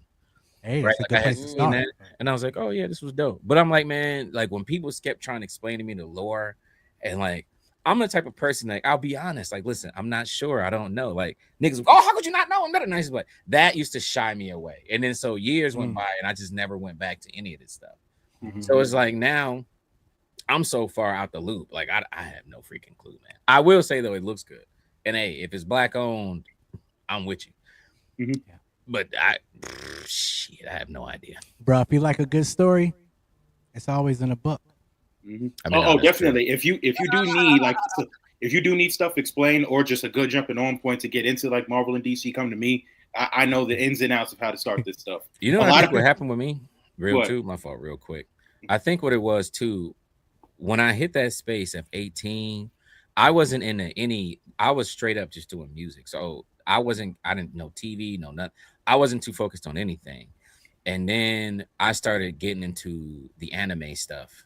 And then when I found out like the extensive categories for anime, that's what absorbed, like sucked up all my time. So while everybody was still like kind of in both, like they were heavy Marvel, heavy this and heavy, I was strictly like, ooh, what's this anime category? Oh, this is cool. Oh, damn, they make romance. What's this? Horror, psychological thriller. Wowzy. Like I was in all of that. And then all that time passed. And so that's all I sucked all my time up with. And I think that's when I really think about it, that's really what it was. Yeah, that's what usually it is. Like the ease of access for anime and manga. I feel like that's the main thing. The reason why it trumps over comic books. Yeah. All right, so let me ask you this question, sir, and we're going to slide back into gaming so that way, we can round out the episode. So I'm gonna go around the room. We're gonna start with Stroop. Yo, your guilty pleasure game, the one that like when you put this joint on, you'll get in, you look up 12 hours then went by. What's that one joint when you like you scared to get into it because you know you're gonna lose the whole day when you turn onto it? Stroop, You mean outside of bills must be paid? Because right now it's got me in a chokehold, baby. But I'm gonna tell you know what's crazy, and I never thought this sentence would ever come out of my mouth, dog. Never. You could have never paid me to say this. I'm very shocked. League has become like my of Legends. Yes, like 14 hours go by, and I just be lit. I'll be lit, dog. I'll be having so much fun because like I was always a console person. I didn't get on to PC until 2020. So I'm a late bloomer too. You feel what I'm saying? So for me, the only mobile you had on console was Smite. And I was like, man, get this bullshit, man, cut this Apex on, nigga, get this bullshit out. You know what I'm saying? So boom. So now as time has progressed and I've delved in and I started playing deck builders for real and turn-based games for real and some of these other games for real and really is starting to understand how they work. When I went back, there were two genres that I always felt like I never really gave true time to, and that was RTSs and MOBAs. And I'm still working on the RTS thing, but I was like, man, I really want to figure out this MOBA thing because I like the concept. So I got a buddy, my man, shouts to 8-Bit Closed Fist. Like that nigga's a league king. That nigga love that shit, man. So he really finally kind of coerced me into really trying it. And I remember they added WASD because I hate click. I hate that. I don't care. Nobody can convince me otherwise. I don't want to click and move. It's annoying. Yeah. So when they added WASD to League, I said, you know what? We're going to quit being a punk ass nigga, bro. We're going to sit and we're going to figure this out. And I knew, I said, man, look, we're going to die. We're going to look stupid. The team going to get mad. They probably going to ban me. We don't care. And man, I just started trying and applying it. And then once you get that feeling of like you just outplay a nigga, like crowd control, fly, nigga, then boom, you just watch it blow up and his coins come out. Like, make your punk ass on, nigga. Give me this tower, nigga. Hey, I be having so much fun on League, bro. It's insane. It's literally what I'm gonna do as soon as we get off. Oh, if you do get a chance, there's another game attached to Runeterra in the League of Legends universe called League of Legends Convergence. It's a Echo-led video game. Like they had they had a whole lab that they're going to do to make like single player video games, but because Echo didn't sell because barely anybody touched it for some reason, they shut the lab down. But it is an amazing game. I saw a guy review it. It's a beautiful platformer, and they're making I have it on my it's on my wish list because I played. There's one called The Mage Seeker that's about Silas. I played that one, but I never played the Echo one yet. But I have seen it. Yeah, they're making an MMO for League of Legends as well, like a detailed whole Runeterra. I'm itching for it. Yeah, that's gonna be super fun. All right, Fame.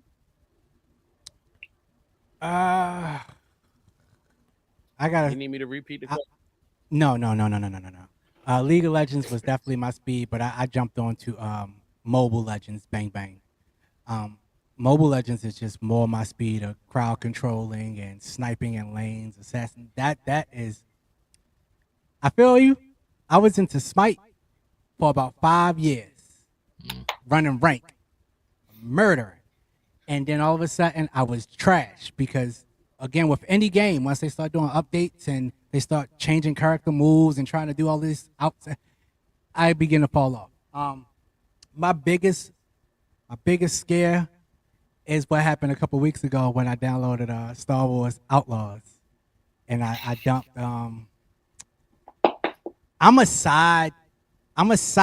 I'll go into a game and then I'll start playing the games inside of a game. So if you got a good dice game, if you got a good card game, if you got a racing, like if you got anything where I'm just on a side, I don't even consider it side quest missions. But if you got something in there that's going to distract me from the main game, there's a good chance I gotta go find out, let me go get these other dice. I just did that on everybody was raving about that damn game, Kingdom Come Deliverance 2. I'm not doing nothing but playing dice for over 30 something hours. I don't care about Henry and I don't care, Henry. Let's go find out where these other dice is because we rolling. So yeah. Games I where, respect it. yeah, any game where I can get lost into the world, it's got to be beautiful. But you just give me a good, The Witcher. You give me, I'll play the girl and the girl and the what's the name? Gwyneth, whatever the card game Oh, is called. Gwent. Gwent. Gwent. Yeah, Gwent was It lit. could something can just trigger in my brain, and I'll just be locked into that, and I won't even care about the story for months, man. It's scary.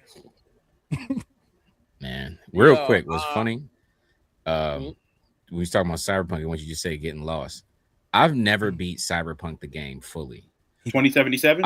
Yes, I have about 150 hours in it, and it's strictly taking pictures.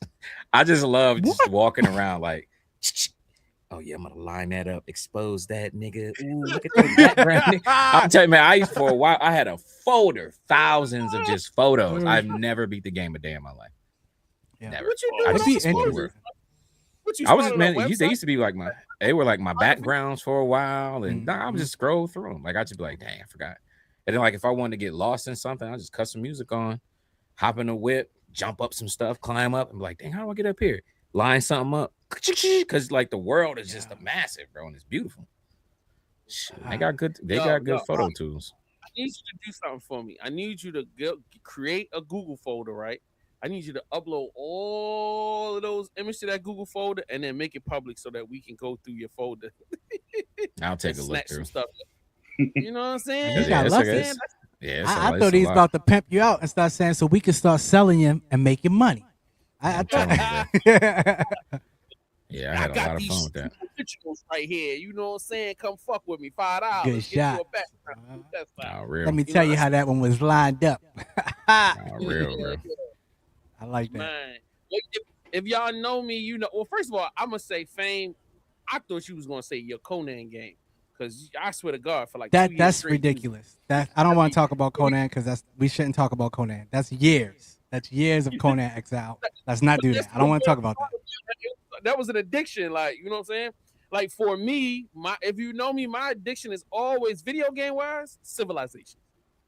I cannot touch Civilization unless I have 3 days to blow off. Like I can't, because once I get in, I'm just, and I've never finished the game. I've never even won. But I just have fun creating the little things and getting the little troops and do some.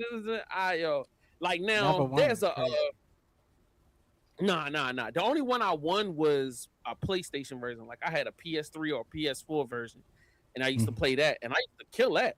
But the desktop version is way more complicated. The desktop version is insanely complicated, and there's so much stuff you gotta learn and understand. And yeah, bro, it's crazy. But I just enjoy playing it between the music and just all the things, the development stuff you go through. Even was that City Line, the game you bought me that time? That man. Oh my God. I can build the city all day. Yeah. 12 hours minimum. Like, bro, blowing. I mean, it'll be morning time, and then the sun will be going down, and I'm like, is it raining? Oh snap! It's 9 o'clock. Oh, and then I'll be like, let me get one more 30 minutes in, and then I see, it's 4 in the morning. Like habitually, it's I got a bad feeling when I play Bills Must Be Paid. I'm gonna do the same thing.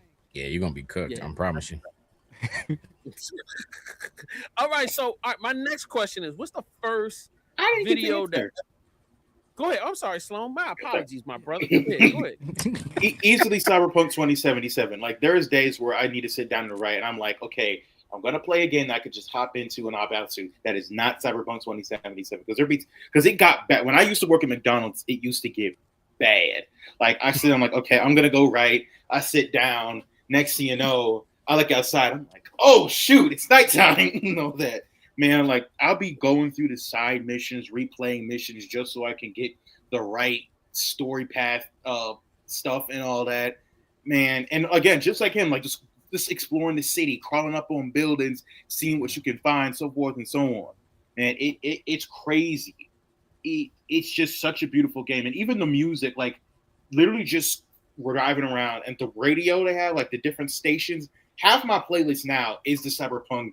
It's the Cyberpunk stations from the game. I like Dinero, what's his name? Ratata, No Save Point, all of that. I have it. And I've replayed it like 5 different times. I to find out if you play a different background, you have different attributes. Like if you go through the industrial park, the Arasaka Industrial Park as a corpo, you can actually listen into a conversation and basically trick them into letting you just walk in as an official instead of having to sneak around people and kill them. Oh, that's cool. Yeah. Yo, it's a lot to that, bro. I'll be on YouTube going down rabbit holes on Cyberpunk 2077. Like it's so many weapons and things and like side missions and then little like there's so much to it. It's just like GTA for real. But that's more than 2077. GTA was that for me when I was younger. Where when I had time and it'd be kicking it, bro, I would listen to the radio stations, the comedy, the talk Vice City stations. Radio was crazy. All of them joints is crazy. Like the commercials, the Meibatsu monstrosity truck. I mean, it's just all types of You got it on point there, buddy. That was it. Yeah, so much stuff on that. You should love that. And that's just a testament to how much they loved the games back then and how much detail that they put into that and how much commitment. They like, still do. And then like they indie developers. Yeah. I mean, like when you seen San Andreas and you go into a place and it's a comedy spot and they got, what the hell is that? Cat Williams on stage and he's doing comedy? Like who thought to pay to have Cat Williams come and do a comedy set? And you know what I'm saying? Like you just got different celebrities just tucked deep into the game that, you know, they don't promote it. They never talk about it. It's just stuff that you pop up into it and then you experience it. That's what makes those games just that much. I'll never forget, like building a log cabin like 30 years ago. I'm in Virginia in the backwoods with nothing to do. My dad buys me a PS2. Me and my dad are building a log cabin, and it's late at night. I'm playing GTA 3 or 4. This man is mad old, bro. He don't know video games, and when he see me get in a car with a prostitute, and then he like, wait, what you doing? What's that? Oh, why the car shaking? Like, you know what I'm saying? He see me kill somebody, like, what you doing? I'm like, the game is called Grand Theft Auto. Like, why you stealing that person's car? Like, in the beginning, he's like, nah, don't do that. And then as it goes on, he's like, yo, this is crazy. Like, I mean, just changed his whole perspective on gaming in general. Just something, just different crazy stuff, man. Anyway, all right, Mr. Stroop, you know what I mean? One or two last questions that we going to get up out of here, my brother. My next question is, first video for you to go super viral, you know what I'm saying, that you was like, yeah, this is actually going to go somewhere. Man, that's a good, like, from this current account, like my account that I have now, I say the most super duper viral one I had was probably for Destiny Rising. And simultaneously this one, y'all know, what's that, the Steam Summer Sale? It was tied between them two. One did 8, and I think the other one did like 10 million. Them two went unnecessarily crazy. And what was messed up about the Destiny Rising one is it was a gaming incentive program thing. I just did it off the whim because I played it and was like, oh, this shit is fun, da-da-da. So I did my normal spiel, yada, yada, yada. Went crazy. Them niggas paid me $100 for that video. They didn't even want to pay me out for that video, but that's whatever. I was mad as I was very upset about that, but that's whatever. But then like I said, the other one was the Steam Summer Sale. I just went through like, if you like this, you'll like this, that, this, banger, banger, banger, banger. I just hit them with a bunch of different games. And I started it with the whole like, and no, this list ain't got no Titanfall. It ain't got no Batman Arkham. Hey, all you niggas that make that same list going somewhere. Y'all, we all own those games, bro. Move on. We got other stuff to talk about. Gotcha. Okay, my next question. What's your preference? Is we going with the keyboard play? Yeah, the keyboard. We ain't even got to keep talking. It's the keyboard. It's keyboard. Put that controller down. Okay. He's disgusting, bro. This guy plays Boulder Gate 3 with a controller. It sickens me, bro. That makes my stomach turn. Sickens me, bro. He can't get nothing done. It's like having him just dragging luggage around playing with this guy. Like, I'm no hater. Keyboard. I'm no hater of okay, because let's go ahead. See? On PC. So people understand. PC. I own one. I don't have a full problem with them. Okay. Got him. But however, if I can use an M and K, right? If I can M and K, I'm going to M and or K every day. The accuracy on it is just too beautiful, bro. Yep. Especially because, like I said, I play a lot of shooter stuff, a lot of point and click. Like I like what a mouse and keyboard gives you, man. It to me, it is the superior input. For sure. He used For sure. words on that. Boy, I had to. Boy, he for put that sure. curse on there, that little point and dot at the end of it. I respect it. Let you know he a PC player now, and the consoles are gone. Yeah, I can't lie. I am like. I'm listening to it. Oh no, I was just saying, like, kind of how Sloan said, the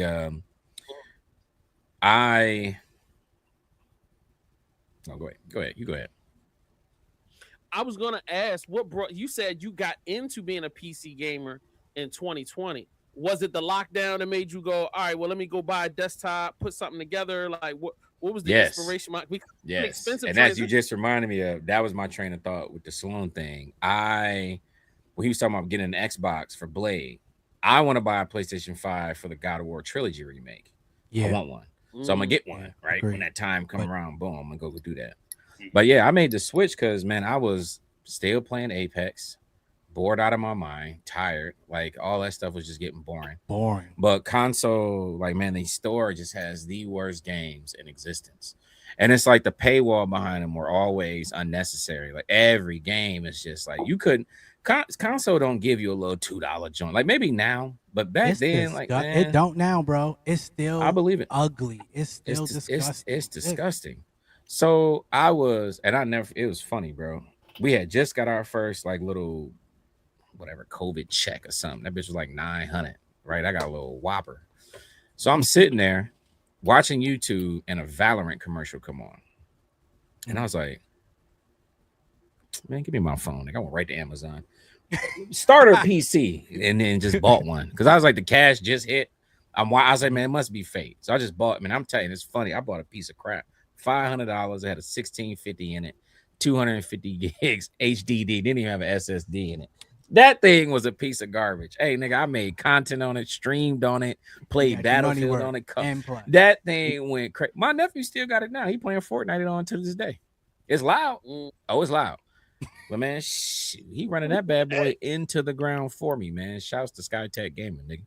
You know what I'm saying? But yeah, that was it. I was like, bro. And then when I finally really got an opportunity to be on Steam and see what Steam had to offer. Steam is crazy. Yeah, Steam changed my world, bro. I can't even remember who got me on to Steam. Who got me on to Steam? Somebody got me on to Steam. My baby brother got me on. Joe. I don't remember, but I know once I got on there, I wasn't all that excited. But then I remember either somebody on Instagram was talking about sales, and like that is the way to sucker me into anything. And then like once you see a $4 game or something that you really wanted, they mark down something dumb crazy, and I'm going, I'm getting this. And then boom, once I locked into that, I think it was one of them Star Wars joints. Yo, and then Battlefront 2. Star Wars Battlefront 2. That was the one that got you. And then you hit me and made me. Yeah. Man, you start running that joint, and I'm like, yo, this is working for me. Like, you know what I'm saying? Mm-hmm.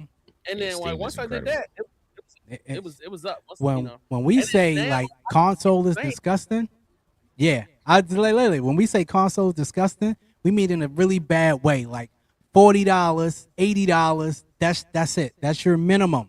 That they're not giving you anything else barely. Like something brand new, $80, $120. You go to Steam, it's disgusting in the most profound way to go, like we just said earlier. $2.49, $1. Free weekend. You feel me? Like what? I can get these games for free? 3 days ago, I bought Battle Suit Aces, which is like one of them card games like where cards themselves battle. Mm-hmm. This old game called Disintegration, where you used to be like in this little graph bike, and it was like baby RTS. I bought Bills Must Be Paid, and a game called Invisible Ink. Again, another game I seen randomly. It was a turn-based game about spies, and like when you hide in the say if you hide in somewhere, you actually go invisible, and there's like gadgets and all this stuff. But it's a turn-based game. I was like, yo, this look fire. All those games, their best editions, cost me $21. Wow. When normally like Disintegration is 40, Invisible is 20 on its own, Battlesuit Aces is like $30. I bought all these games for the price of like less than an Ultimate Battle Pass in COD, because that's 30, right? And look, we'll do that. And then I'm a huge co-op player. I only play when I play with Fame. So when I buy games, I never buy one copy. I always buy 2 copies and I send them. And if I had more people to play with, I would just buy. I would just buy it for them too. Like I remember the old team. I used to buy 4 copies of games because I just be wanting the whole team to play with us. You know what I'm saying? So like, yo, it gets crazy like that, man. I'm trying to find more people to play with on Steam, man. That's why I'm waiting for Sloan to get a real goddamn computer and stop playing it off of an old crank machine running Linux. Like, you know what I'm saying? Like, have y'all played GTFO? Did we play GTFO? I believe GTFO. GTFO. No, Bro, I recommend this game all the time. And all my boys gave up on it because it's hard, nigga. But it's fun. So the dudes that made Payday made this game. Okay. I want you to take a look at that trailer, bro. GTFO, you and 4 people, right? A group of 4. Y'all go into these underground mine things. Jay can't play this runs. You have to like you get equipped with guns and like cool gadgets and stuff and these big ass hammers and shit. And then you have to go out and do whatever the missions are. But the thing is, it ain't as simple as like follow the objective marker. Like you gotta go hit terminals, type in codes, ping stuff, things go off. You got to look for it, check it, bring up the map. Like, all right, I explored here. We didn't go there. Let's check this way. This door needs a key card. This door needs security clearance. I think I've seen it. Yeah. And it's Is like this you an might extraction. No, kind of. But you're not. It's you go in, do what you got to do, and then bring yourself back to the starting point. But what's dope is all the enemies is a bunch of enemy variant types, and it's procedurally generated. So like you might get off and go through your first 3 rooms and experience no monsters and be fine. But you might get off and one of the biggest monsters in the game, it'll be 3 of them right in front of you, and you just like, oh shit, like goddamn. Is this you all gotta like anything time it? Nah. I'm telling you, man. Watch some GTF. That when I say it's hard, but it's one of the most fun games I've played with a group, bro. Like How every many run jump take scares? like Because I'm looking at it now. I know this is my speed, but I know Jay. I'm looking at. I don't think Jay should do it's it. not even really a jump scare thing. What'll get you is like, let's say like you finally find a key card for the security door you got to get through, right? And then you'll buzz it, but it'll come up. You think you good because these things react to light. So nigga, you'll go in thinking you don't see anything, and then all of a sudden you just hear like, and then like you see them glow from the chest, and it'll be like 50 of them laying out. You just everybody got like slowly walk. Every time they glow, you gotta like stop. You can't talk in the mic. You can't do nothing. Don't cut no light on. Just freeze. If one of them get mad, bro, and get up and like not just the whole room, whatever's in that room, whatever's in that room, whatever's in that room, like everything opens and they just start flooding you, and you just don't have enough to deal with. I'll wait till we so at the very end and start screaming in the mic. You can't play with people like me. It's so good, man. I love that game for sure. Like you can play it solo and it's whatever, it's still fun, but it's for sure fun with the group, man. Yeah, I love so GTFO. Stroop. So that means you gonna give me your I need to link up with you, yo. We gotta be friends on Steam, yo, so we can play together, yo. Yeah, just hit me up. Or I'll send it to you through what you call it, through the gram. Yeah, that's what I'm about to say. I'll pause what I just said because that sounded a little spicy. So we just going turn the spice down. All right. So all right, this is it, man. This is the end of the show, the end of the ride. If you gentlemen had any questions for our wonderful guest, please shoot away. I don't want y'all to feel like y'all can't talk. So like, did y'all want to have some questions for him? You did your thing, and I know we're breaking into 2 hours, and I know Sloan is, We're good. We're good. He itching to get out of here. Yo, I gotta get out of here.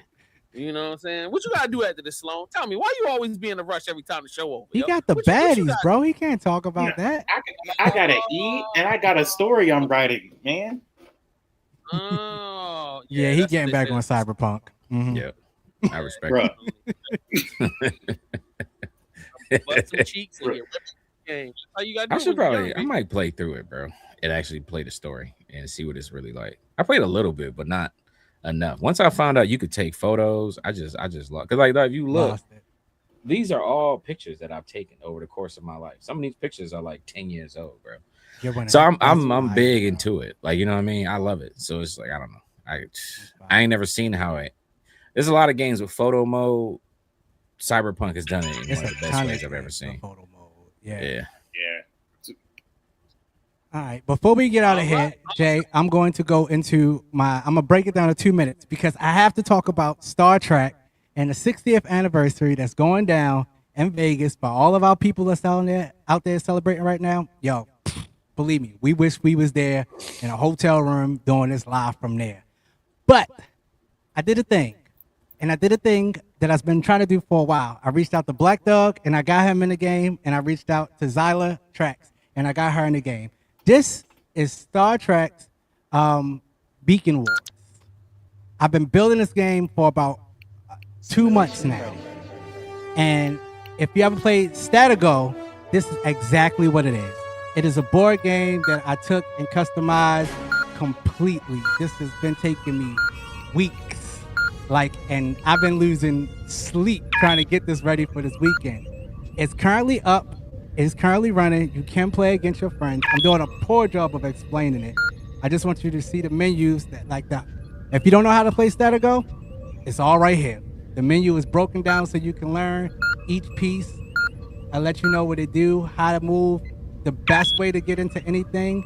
The campaign mode is a little crappy because I only had 24 hours to try to get that over to you guys. But there's a legend, which all of our characters will be here. My shop, I put a lot of time into building this thing out. You earn all money in game.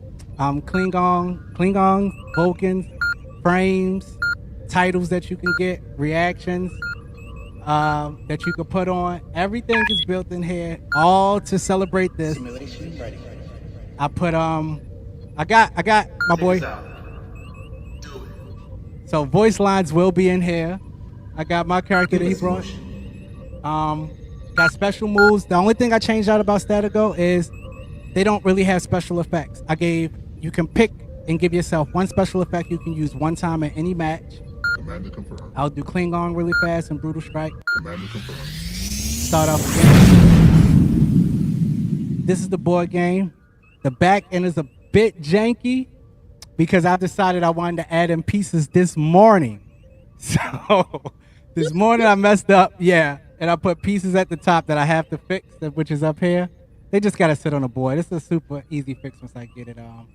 You can put your pieces on easy, just drag and drop, or you can just click off of them, click them here, put them back up on the board, or you can randomly place them until you figure out how to play. Start your battle, and this is just like any mobile game. We were just talking about mobile, the way Stroop felt like when it comes to mobile, because this is where I want the game to be. This is my thing, man. I love talking crap to people. I love being able to put a reaction after I done whoop your ass somehow and did something slick. And I didn't want to get I messed my guy up, damn.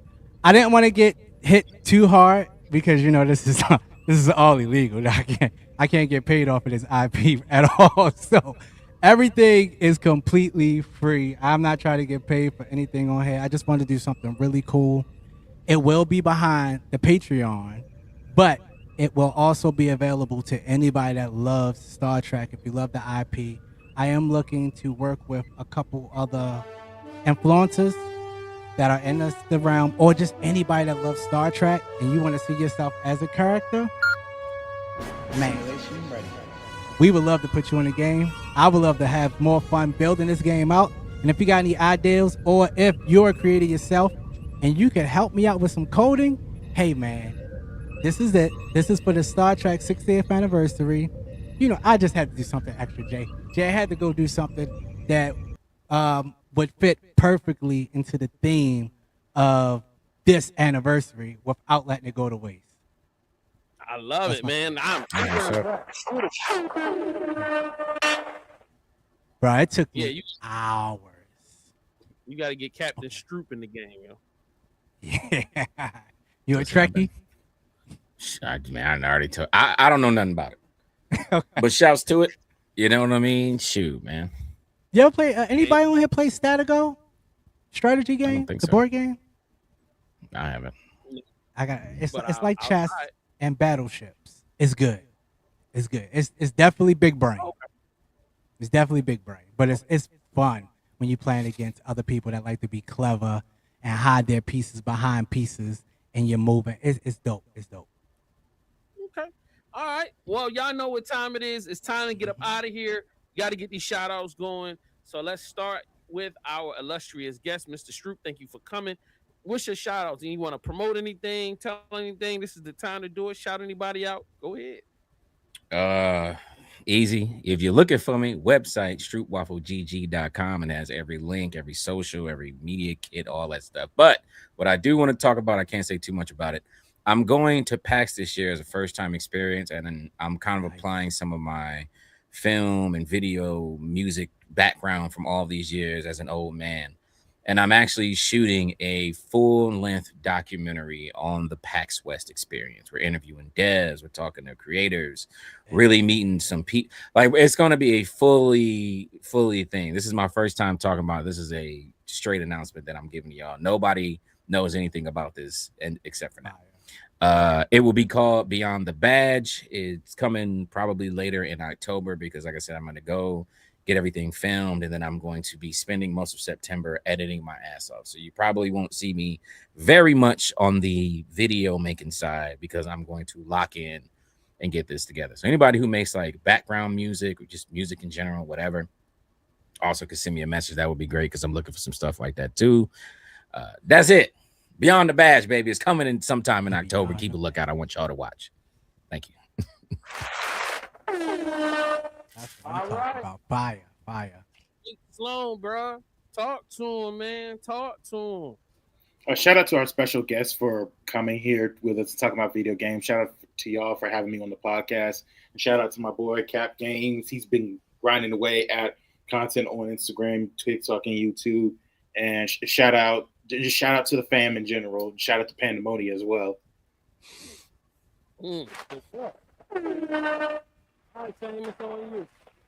Yo, shout out to you, Stroop. Documentary super dope. Putting that work in like that, crazy. I already know that kind of work of getting something recorded and then having to go crunch time it out. Yeah. Big ups, bro. Big ups to you. I can't wait to watch that. Can't wait to see it. Sloan, yo, you've been busting your ass with this content, brother. I love it.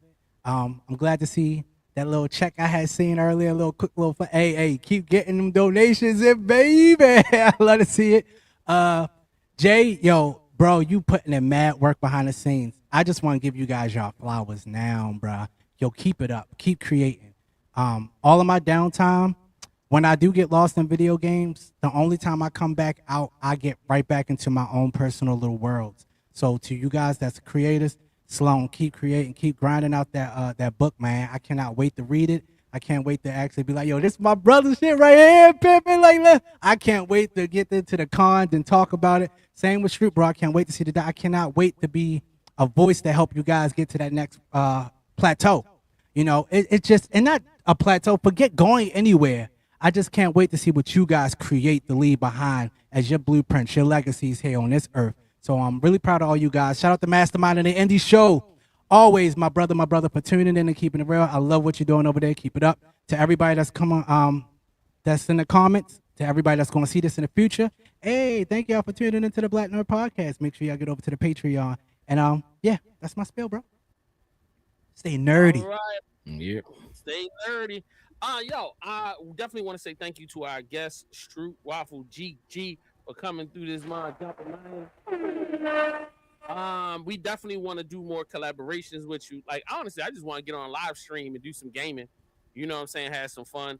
Keep dropping content, sir, because I actually am a fan, man. I'm a fan first. When I as a segment, the gaming segment, I generally every week am looking for reviews or announcements about games, and I always try to, because we the Black Nerd Podcast, try to find Black creators that are professional, that are consistent, so that I can use it. So I've been using a lot of your clips on the show for almost half a year now. So you know what I'm saying? Yeah. Thank you for doing what you do, and like you keep it up. And if you need us to support in any kind of way, yo, just let us know, man. So you know we rocking with you, my G. I appreciate it, man. Like I said, bro, for me, it's just this doc, baby. Spread the word because it's coming, and I'm very excited. I'm very excited to do this. That's what's up. Make sure y'all tap in, follow him on social media. What's your YouTube? Your YouTube is Stroop Waffle GG too. Yeah, but for some reason you got to put an at. I don't know why. I got 1,500 videos up. You look up Stroop Waffle, it will bring up the cookie.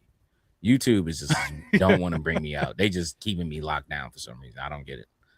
But whatever. Yeah, that's crazy. All right, so don't forget to put the @ symbol in front of his joint. And Stroop, don't go nowhere. You know what I'm saying? I want to talk to you after the show is over. We're going to check y'all next week. Yo, Sloan, I love you. Fame, I love you. Hey, Jalen, wherever you at, I hope you are safe and everything is in a good place. God damn. Text a nigga, goddamn, let us know you're alive. I'll let y'all next week with episode 159. This is episode 158, man. We it's almost 200 episodes, man. Holla at y'all. This that Black Nerd Podcast. Turn it up, let it ride, don't pass. Every Sunday, 6 p.m. we blast. Talking games, talking screens, talking tech upgrades fast. It's that Black Nerd Podcast. All your worlds in the cool broadcast. Got the vibes and the jokes all fast. Lock in, tap in, tap back. Fame in the mix when the mics come on. Jalen, keep it real, keep the coach strong. Sloan Tempest, bring the storm to the show. JS1.